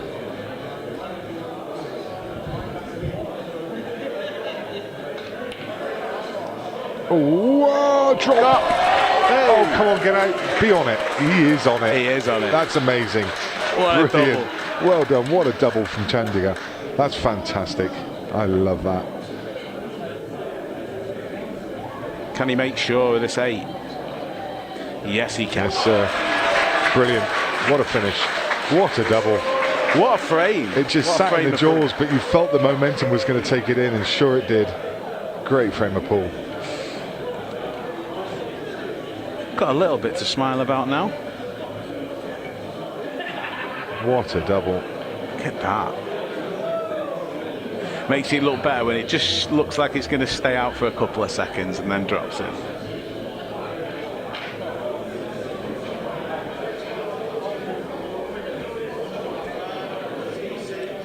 Back within 9. It's not double figures anymore, the lead there. Absolutely not, no. I mean, I still stand by what I said. The gap between these players has not been 9 frames. I don't think either of them have been absolutely at the best. The start was incredible. Crunch. Yeah, he's certainly putting a little bit more into it. Yeah, there was a bit of anger in that one, I fancy. Well, that's what I was like going back 5 years.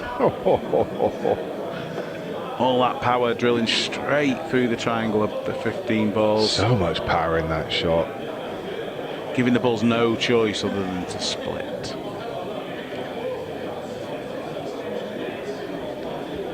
I think it will be the Reds for very obvious reasons. I think he may end up taking the one he's closest to first, unless he opts for the plant. Oh, can he get through to the one over the pocket? Was he playing yellow onto red? Yeah, okay. Oh, that's worked out. Oh my goodness. The yellow coming along and nudging that red out. I mean, it's worked out absolutely beautifully, and he's mapped that out. But we haven't seen many examples of the Blackball rules being used to that sort of advantage in this match, have they? Been few and far between, and I think that's why both of us kind of missed that shot. There's probably a lot of people watching this and look, it's obvious what he's going to play to open up the table. They've been absolutely right. And amazing, because Tom's been playing in international rules for the last 3 days. Yeah. Non-stop. Just flicks and changes between the two. Really, really good to see. But again, it comes down to his biggest asset, the first shot after the break.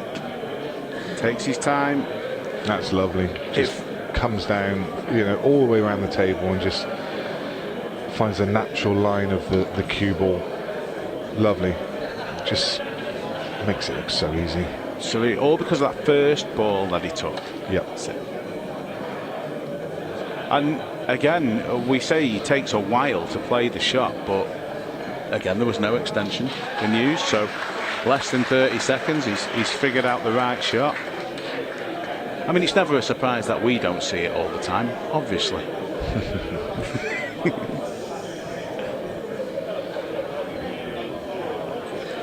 24-14. Yeah, as quick as it was 9, it's now back up to 10. Yeah.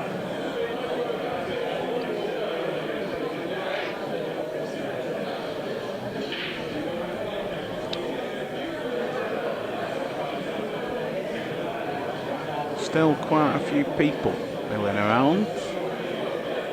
A decent afternoon's entertainment.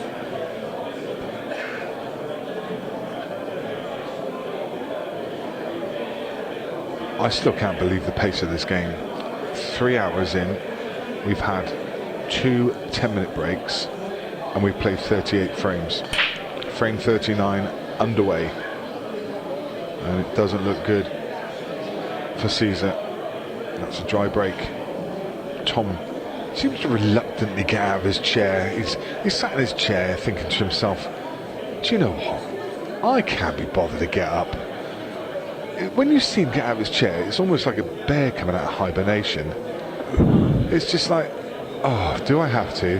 I was just sitting in this comfy chair, hoping that you break a dish so I can just sit here in my comfy seat and watch the surroundings and enjoy the show, and now I have to get up and play pool. You mean I have to get up again and clear up 8 balls? Yes, Tom. Honestly, that's what it looks like. It's always looked like that. If you do it just 6 more times, you do get a half decent payday.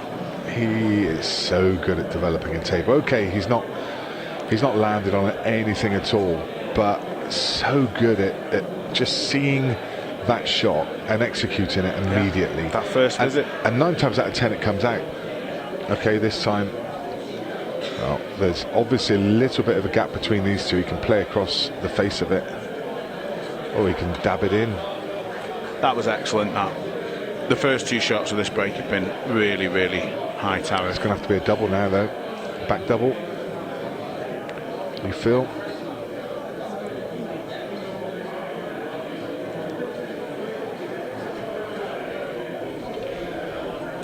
He doesn't look like missing at the moment. Well, no, but he was looking for a cannon there and doesn't get the cannon, so finds himself in a spot of bother now. He's still got a line through to this red closest to the bottom cushion.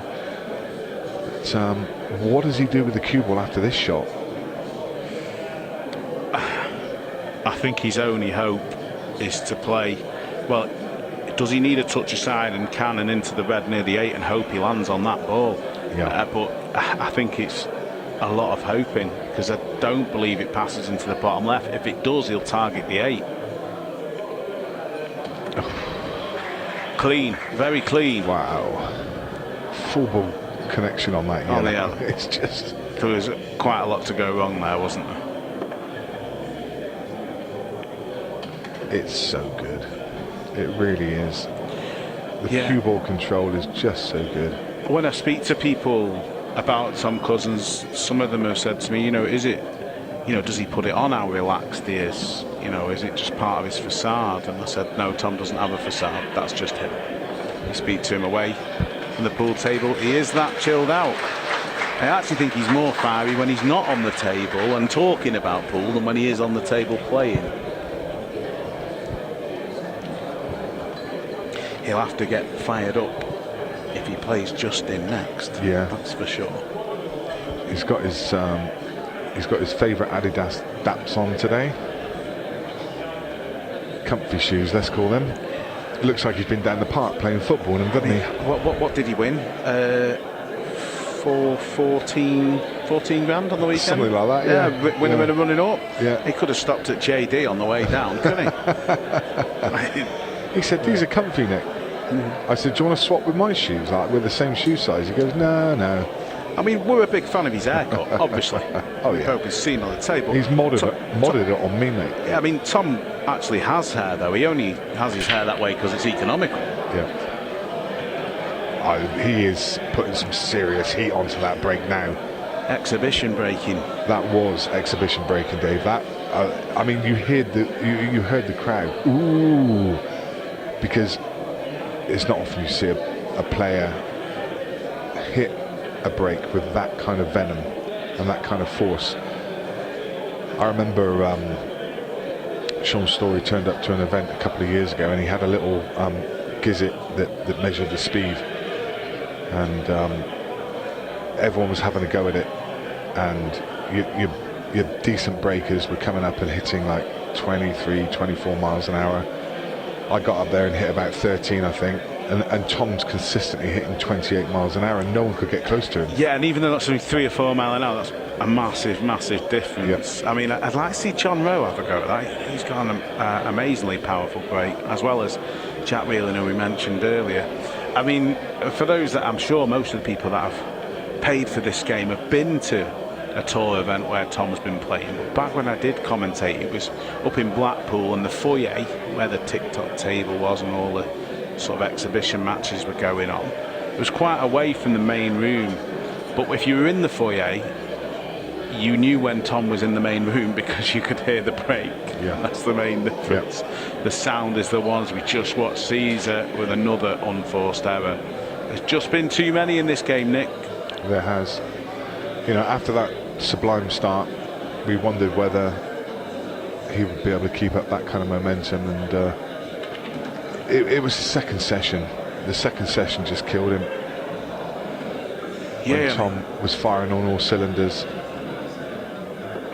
I mean, you mentioned it pre-match. Has fatigue come into play? Because the last sort of 3 or 4 frames, I've seen a couple of mistakes I didn't expect to see from either player. Dave, I want the opportunity again while we can. So we have a gift to our viewers. We have Jam Up Apparel, who produce all of these shirts, all of the professional shirts. You'll see JU on the back of Tom's shirt, and also on the ref shirts as well. So they make all of the players' shirts. They make replica shirts. They've got hoodies and caps and all kinds of stuff on their website. And we've got 4 £50 gift cards that we would like to give away to our viewers.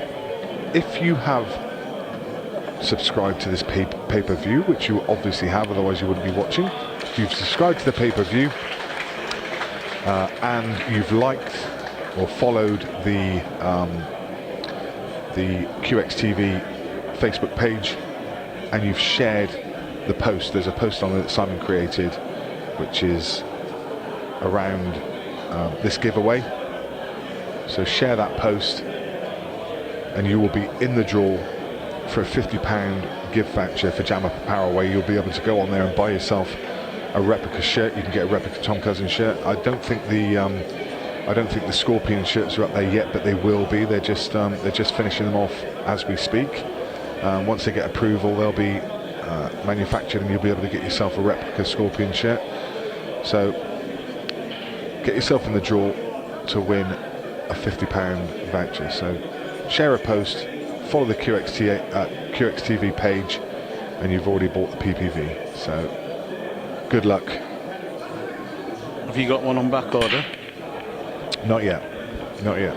Oh, I just wanted to know if they had one in my size. Oh, they're an American company, mate. They've got 5XLs. Oh, so they go. You're massive. a medium and I'm a large. They've got some huge sizes. But yeah, thank you very much to Damien and Mindy for offering us those gift vouchers. Really is appreciated.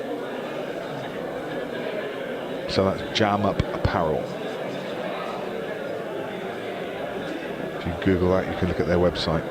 So we'll pick 4 winners, and we'll be in touch with you. We'll send you an email and let you know the voucher code, so you can go in and buy yourself a gift.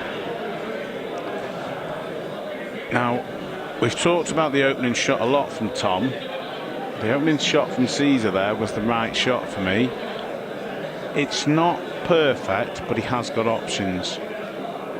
It's still a little tricky, and he's probably thinking to leave the one furthest north till last, And actually, it's not perfect for getting on the 8, but he may not have much choice.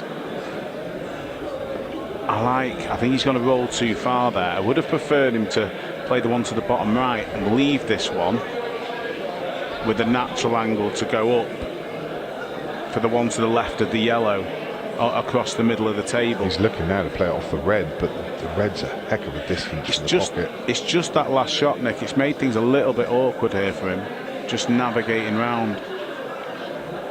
That was the shot. What he's just played there would have been ideal if the yellow was his last ball. And now he's got to come down and take this one. The black does go into the top left, though. As we look down on the table. So maybe just come back a little bit further. Well, he's chosen to get straightish on it, and this should be okay. Top spin, a little bit of left hand side. Yeah, he's done that a few times though there, Nick, you see. Just played that too hard, and the top spin starts off with stun, so he's thrown the cue ball wide. Big shot coming up. And then the left hand side is not quite enough to make this 8 ball simple. 8 ball to the top left. This will be a good shot. It needs to be when you're 12 behind. It's not there. No. An ooh from the crowd. They've supported magnificently, haven't they? Brilliant. Brilliant. I saw some youngsters just out by the entrance earlier asking him for a photo. We had it in Wigan as well. Tom playing that one to the top knuckle.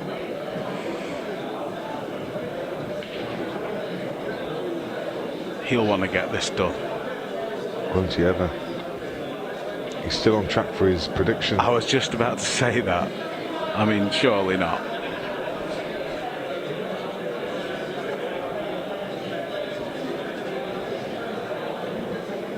A little shake of the head. Now that's the first time you've really seen anything in the way of emotion from Ceasar. It was just a little subtle shake of the head. He's a proud man. He's a proud man. He wants to come here and compete. And he's just been strangled, hasn't he?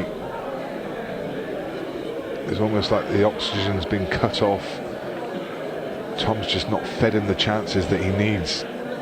I mean, to win a match, I mean, Chris Melling always says, you know, to win a race to 8 you need 8 chances. Did I get 8 chances? To win a race to 30, Ceasar needed 30 chances. Has he had them? Yeah, it's exactly right, Nick. Sometimes you've just got to tip your hat, but you know, there are a few shots in there that Chandiga would have just loved to have had again. Just a few too many unforced errors. Yeah. Lovely bit of cueing there from Tom. Little bit short, but you, at this, you know, a 12 frame lead, you're not expecting to miss it.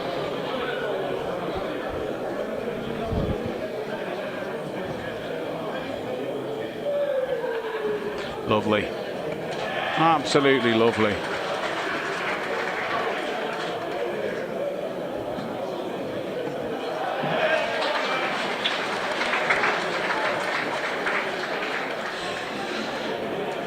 I think we can safely say this match is in the bag. Yeah.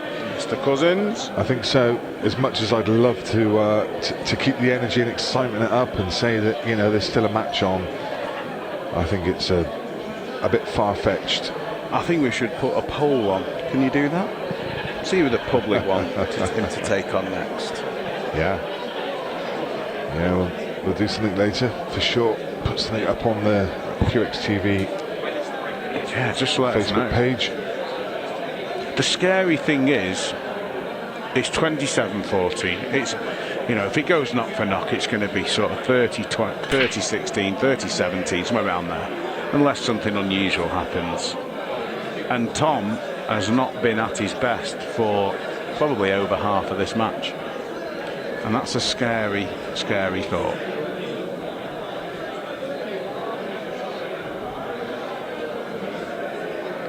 That was an awful lot of power and not too much accuracy. But they've landed awkward for Ceasar. Oh.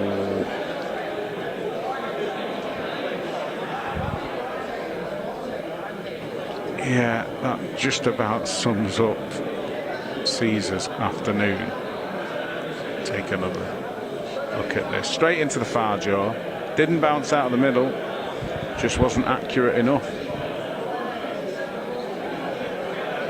Another very small but perceivable shake of the head. Yeah, you've said it a few times, Nicky. He certainly hasn't given away much. I mean, he's not going to be happy sat there, but he certainly hasn't let emotion get the better of him. And I think you said at the start about, you know, his character being such an asset for him, and he's proven it even further now. Yeah.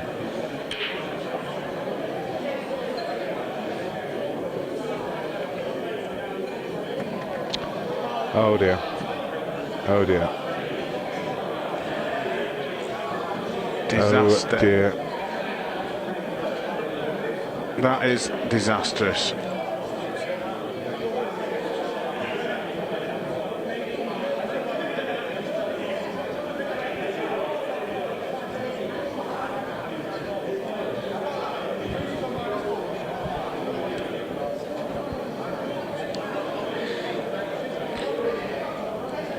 Yeah, this was the in-off, Nick. Things you don't like to see. Yeah.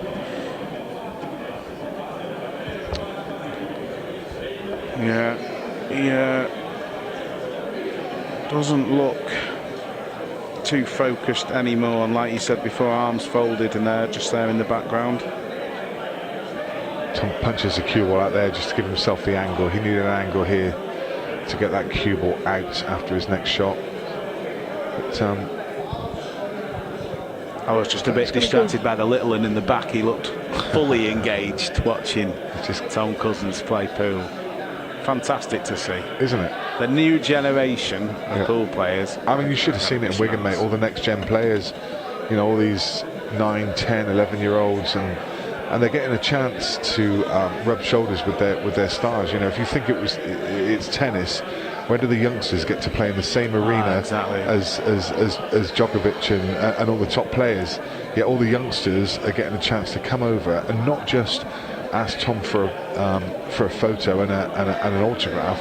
They also now and again get to play a frame against him as well. Yeah, it's great. They're so accessible. I mean, young Lucas Earnshaw, who played in the Next Gen final, I think it was. I mean, he's 11, isn't he? And he played against my son's county team on the weekend. And yeah, what a talent. Yeah, Lucas and Teddy White were both talking to Ceasar for a good half an hour. And Caesar's manager. 28-14, and you'll just see on your screens Brian telling Tom, we're just going to have a little break. Yeah, we're just going to have a quick 10-minute break just to grab our breath and well, what a match so far. It really has been. It's been entertaining. It's a little bit one-sided at the moment, but it's been entertainment all the way. We are going to hear from, if you missed the Justin Bergman interview earlier, we're going to run that again, so just look out for what this man's got to say. He's up for challenging anybody. See you after the break.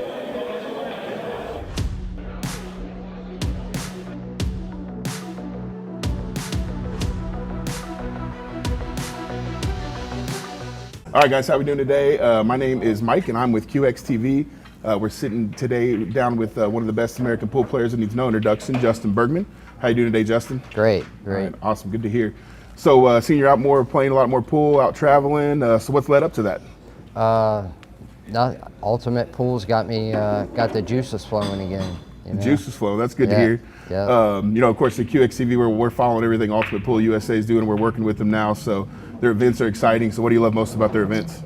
I like the fans. You know, it just I like 8 ball. Okay. I like the prize money. there you go. Yeah. That's always good. So you've been battling a lot of these UK guys out there for that prize money lately, huh? Yep. And so I did see an interesting post on your socials lately, maybe calling out Tom Cousins. He's got a big match on CueXTV coming up with Ceasar. Yeah. So it sounds like you want to play Tom? I would love to play him. Yeah. I heard he's the best, and I like playing the best, and I like to test myself. Have you guys battled in? How many times have you guys played in Ultimate Pool? I think I played Tom like three times, maybe. Who's come out winner on those? I know he beat me in the finals one time. I beat him in the finals.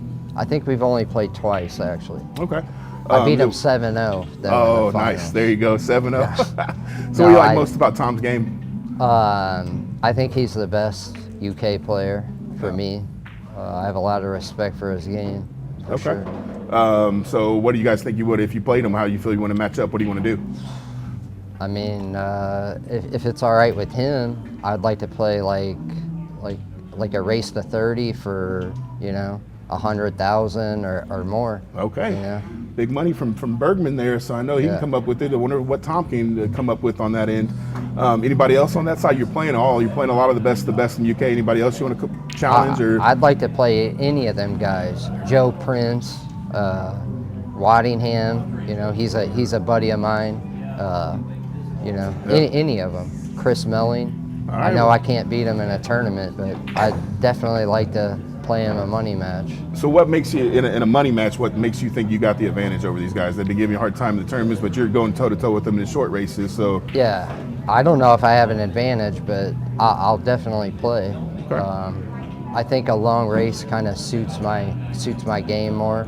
I'm a short, I'm a slow starter. So. Okay. Well, I think you heard it here first at CueXTV. Justin's ready to take on all of the best English 8-ball players there are. Waddingham, Prince, Cousins, even Melling. So we'd love to see it.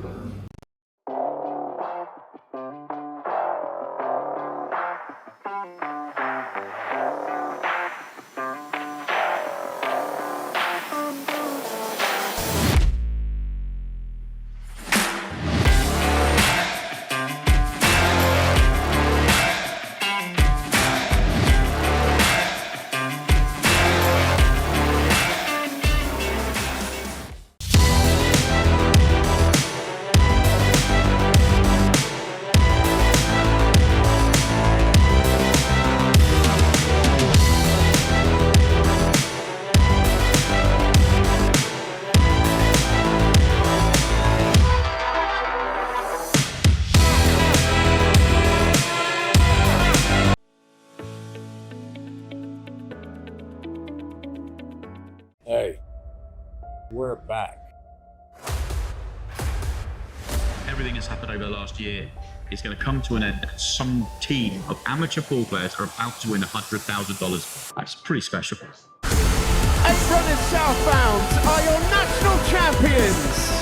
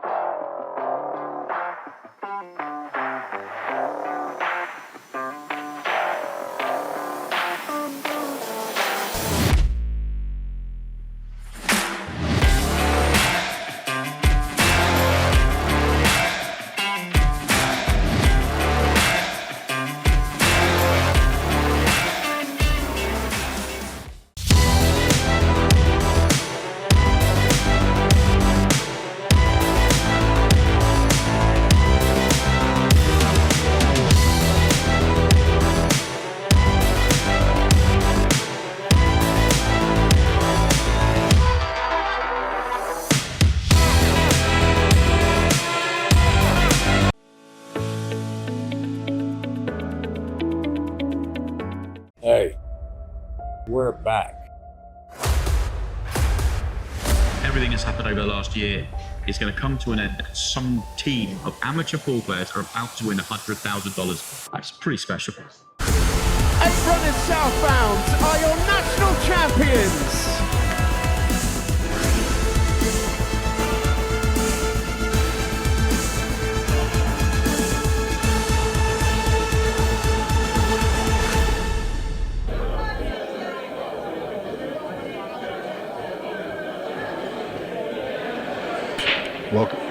Welcome back into this arena, Shooterz in Coalville. You're watching CueXTV, Tom Cousins versus Ceasar Chandiga, and the score is a little bit one-sided at the moment, more than a little bit. It's 28-14 and another dry break. More of the same for Ceasar. It doesn't get any easier, and Tom on the march, heading towards the finish line. Race to 30. Yeah, it's all done and dusted, isn't it, Nick? Yeah, he's just putting the finishing touches on it now. But great to see such an amazing performance from Tom. We saw spells of what Ceasar's capable of. I'm already looking forward to the rematch over in Uganda, and you know, will Tom be intimidated in front of that huge partisan crowd that's going to be really noisy? Maybe a different result there, who knows? Who knows? I'm excited to see who CueXTV has got lined up next. Absolutely, yeah, absolutely, yeah. And don't forget, follow CueXTV on Facebook and CueXTV.com on all of our socials. CueXTV.com, and that's where you're going to find all the information on any upcoming events. He's not wasted any time with these. No. I can't help but admit the thoughts of, will Ceasar get to 16? And that would please Tom. But Tom's not playing about. No. 29-14. The avalanche tumbles on down the mountain, knocking aside everything in its wake. He really is you know, a force of nature on the pool table. I still stand by that. I've seen him play better than this, and I've seen him play better than this in long formats of the game, and yet we're saying that, and the scoreline is 29-14. It's incredible to say, but he does have more gears, and who's going to come and take him on? Yeah. But you know, Ceasar, he can hold his head high. His fans can be proud of what he's done. Coming over to take on this challenge is no mean feat. There's not many people in the world that would take on Tom Cousins, and hats off to Ceasar for coming across and doing just that. Amazing. It's hit this break absolutely plumb and gone dry. He probably can't quite believe that. The power through the pack. Cue ball was nice and safe. I think something like 10 of the 15 balls went up into the top half of the table. I mean, you're just playing for pride now, aren't you, Nick? Absolutely. Absolutely. And his head will never go down. He will still give everything to every shot. It'd be so easy to give up here and just throw the towel in, but he'll fight.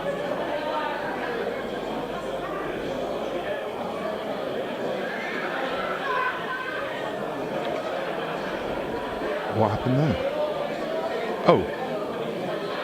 Oh, did he make one? No, it's try. So I presume Ceasar's fouled. But I didn't see a foul. Well, Maybe we'll see a replay. I'm not sure what's happened. I can only think he's approached the cue ball and just maybe feathered the cue ball. That's the only thing I can think of. But I'm like you, I missed it. Very strange. Very strange. A very anti-climatic end. Was he time fouled? Maybe. That would be irony, wouldn't it? Oh. We will try and find out. Ran out of time. Yeah, he must have forgot to call the extension. Well, and of course, the audio, because there's such a noise in here, you can't really hear the beeps. So he would have got the nod from the referee. Well, I mean, if it's going to happen to you, something awful like that, it may as well happen when you're 29-14 down, I suppose. Absolutely. Not nice to see, but no. Would have been even worse at, say, 29-29. We and the fans would have liked to have seen another few frames, wouldn't we? Yeah. All she wrote. Who's going to be next?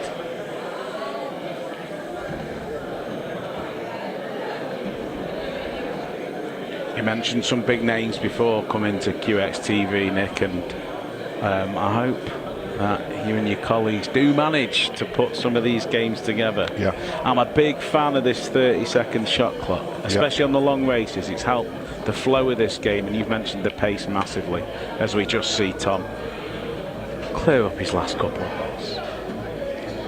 Fantastic stuff from Tom Cousins. What can you say? A lot of people predicted, and the early handshake from Ceasar. Absolutely sublime performance from top cat Tom Cousins. What can you say about him?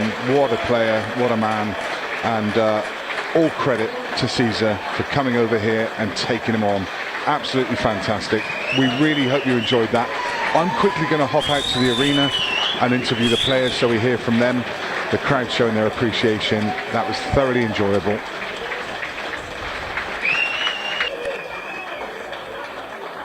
Hey, we're back.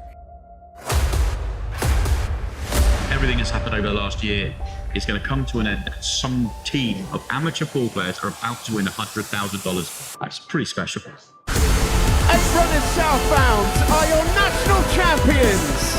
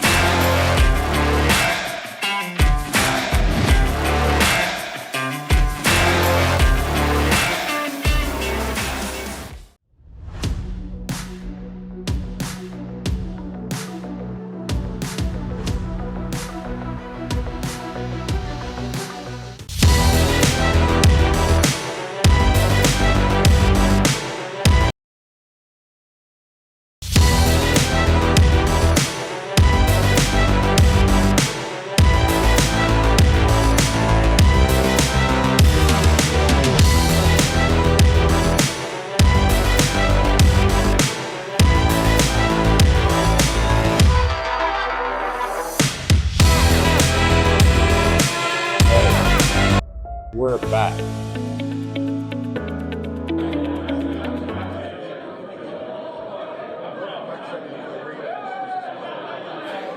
What a match that was. It was incredible. An incredible performance from Tom Cousins. And what a fantastic crowd. Absolutely brilliant. Absolutely brilliant. Ceasar, come on over for a few words. Ceasar, first of all, obviously not the result that you wanted, but the start of the match was amazing. You went frame for frame, a big comeback in that first session. But as I say, not the result that you wanted, but you can take a lot of pride from that performance. Give us your initial thoughts. In my thoughts, I think Tom played so well. I played so well in the first frames, first sections, I think. but my brakes started refusing. Of course, I will not complain about the brakes. Tom was playing so well, and I think he has really played so well.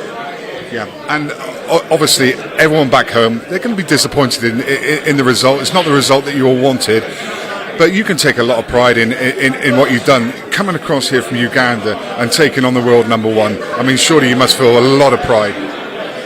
Yeah, it's a very great experience for me to play with Tom. He's a great player, which I enjoyed. I enjoyed the game though. I enjoyed how both of us were playing though. I made some few mistakes, but which is okay. I'm learning. Next time I think it will be better. And you must have felt the love from this crowd. They got right behind you. Yeah, I was so happy with the environment. I was feeling at home. They were supporting me, singing my name. I was really so happy. Yeah. You've made a lot of new fans. Congratulations, and I'm sure you're looking forward to the rematch, taking Tom back over to Uganda. Yeah, of course, Tom is visiting Uganda, I'm sure, and I'm going to give him a rematch. Promise that. Perfect. Well played. Thank you. Thanks for coming.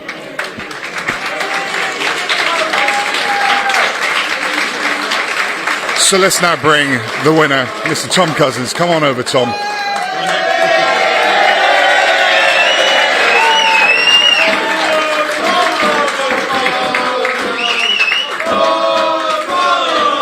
Tom, you predicted 30-16. It finished 30-14. I mean, more of what you expected, wasn't it? Yeah, I got to admit I was a little bit worried after the first 14-15 frames because he started off brilliantly, like we both did, and I thought I'm right in for a game here, and luckily I just managed to pull away mid match and get a good lead. Yeah, it was that second session, wasn't it? I mean, that you just stretched that lead out to 10, and just I think there was a time there where you had 10 frames in a row. I mean, you did 25 in a row over the weekend. You've done 10 in a row against Ceasar, and that really was the difference in the match. Yeah, so yeah. The first 15 was close, and then I just had a decent spell of potting the ball off a break and could get flowing. And I think he had 1 or 2 dries in that area, which gave me the chance to go 9 or 10 clear. Tom, it's been an absolute pleasure, and the fans were behind both of you. A great venue, a great place to do this, and I'm sure we'll be back again to do it again. Yeah, 100%, Nick. Like I said earlier, this venue's a great venue, and the crowd's been perfect for both parties. You know, nobody's been disrespectful at all, so definitely try and come back here. Well played, Tom. Well played. Thank you. Appreciate it. Thank you. So we're going to wrap things up here from Shooterz in Coalville. What an exceptional day. This is the launch of CueXTV. This is the first time we've done this. It's only going to get bigger. It's only going to get better. Keep your eye on CueXTV's social media. Keep your eye on CueXTV.com. We've got big announcements coming. We're going to make all the big games. This is where Money Match, the birth of real Money Match pool starts right here on CueXTV. So stick around. See you soon.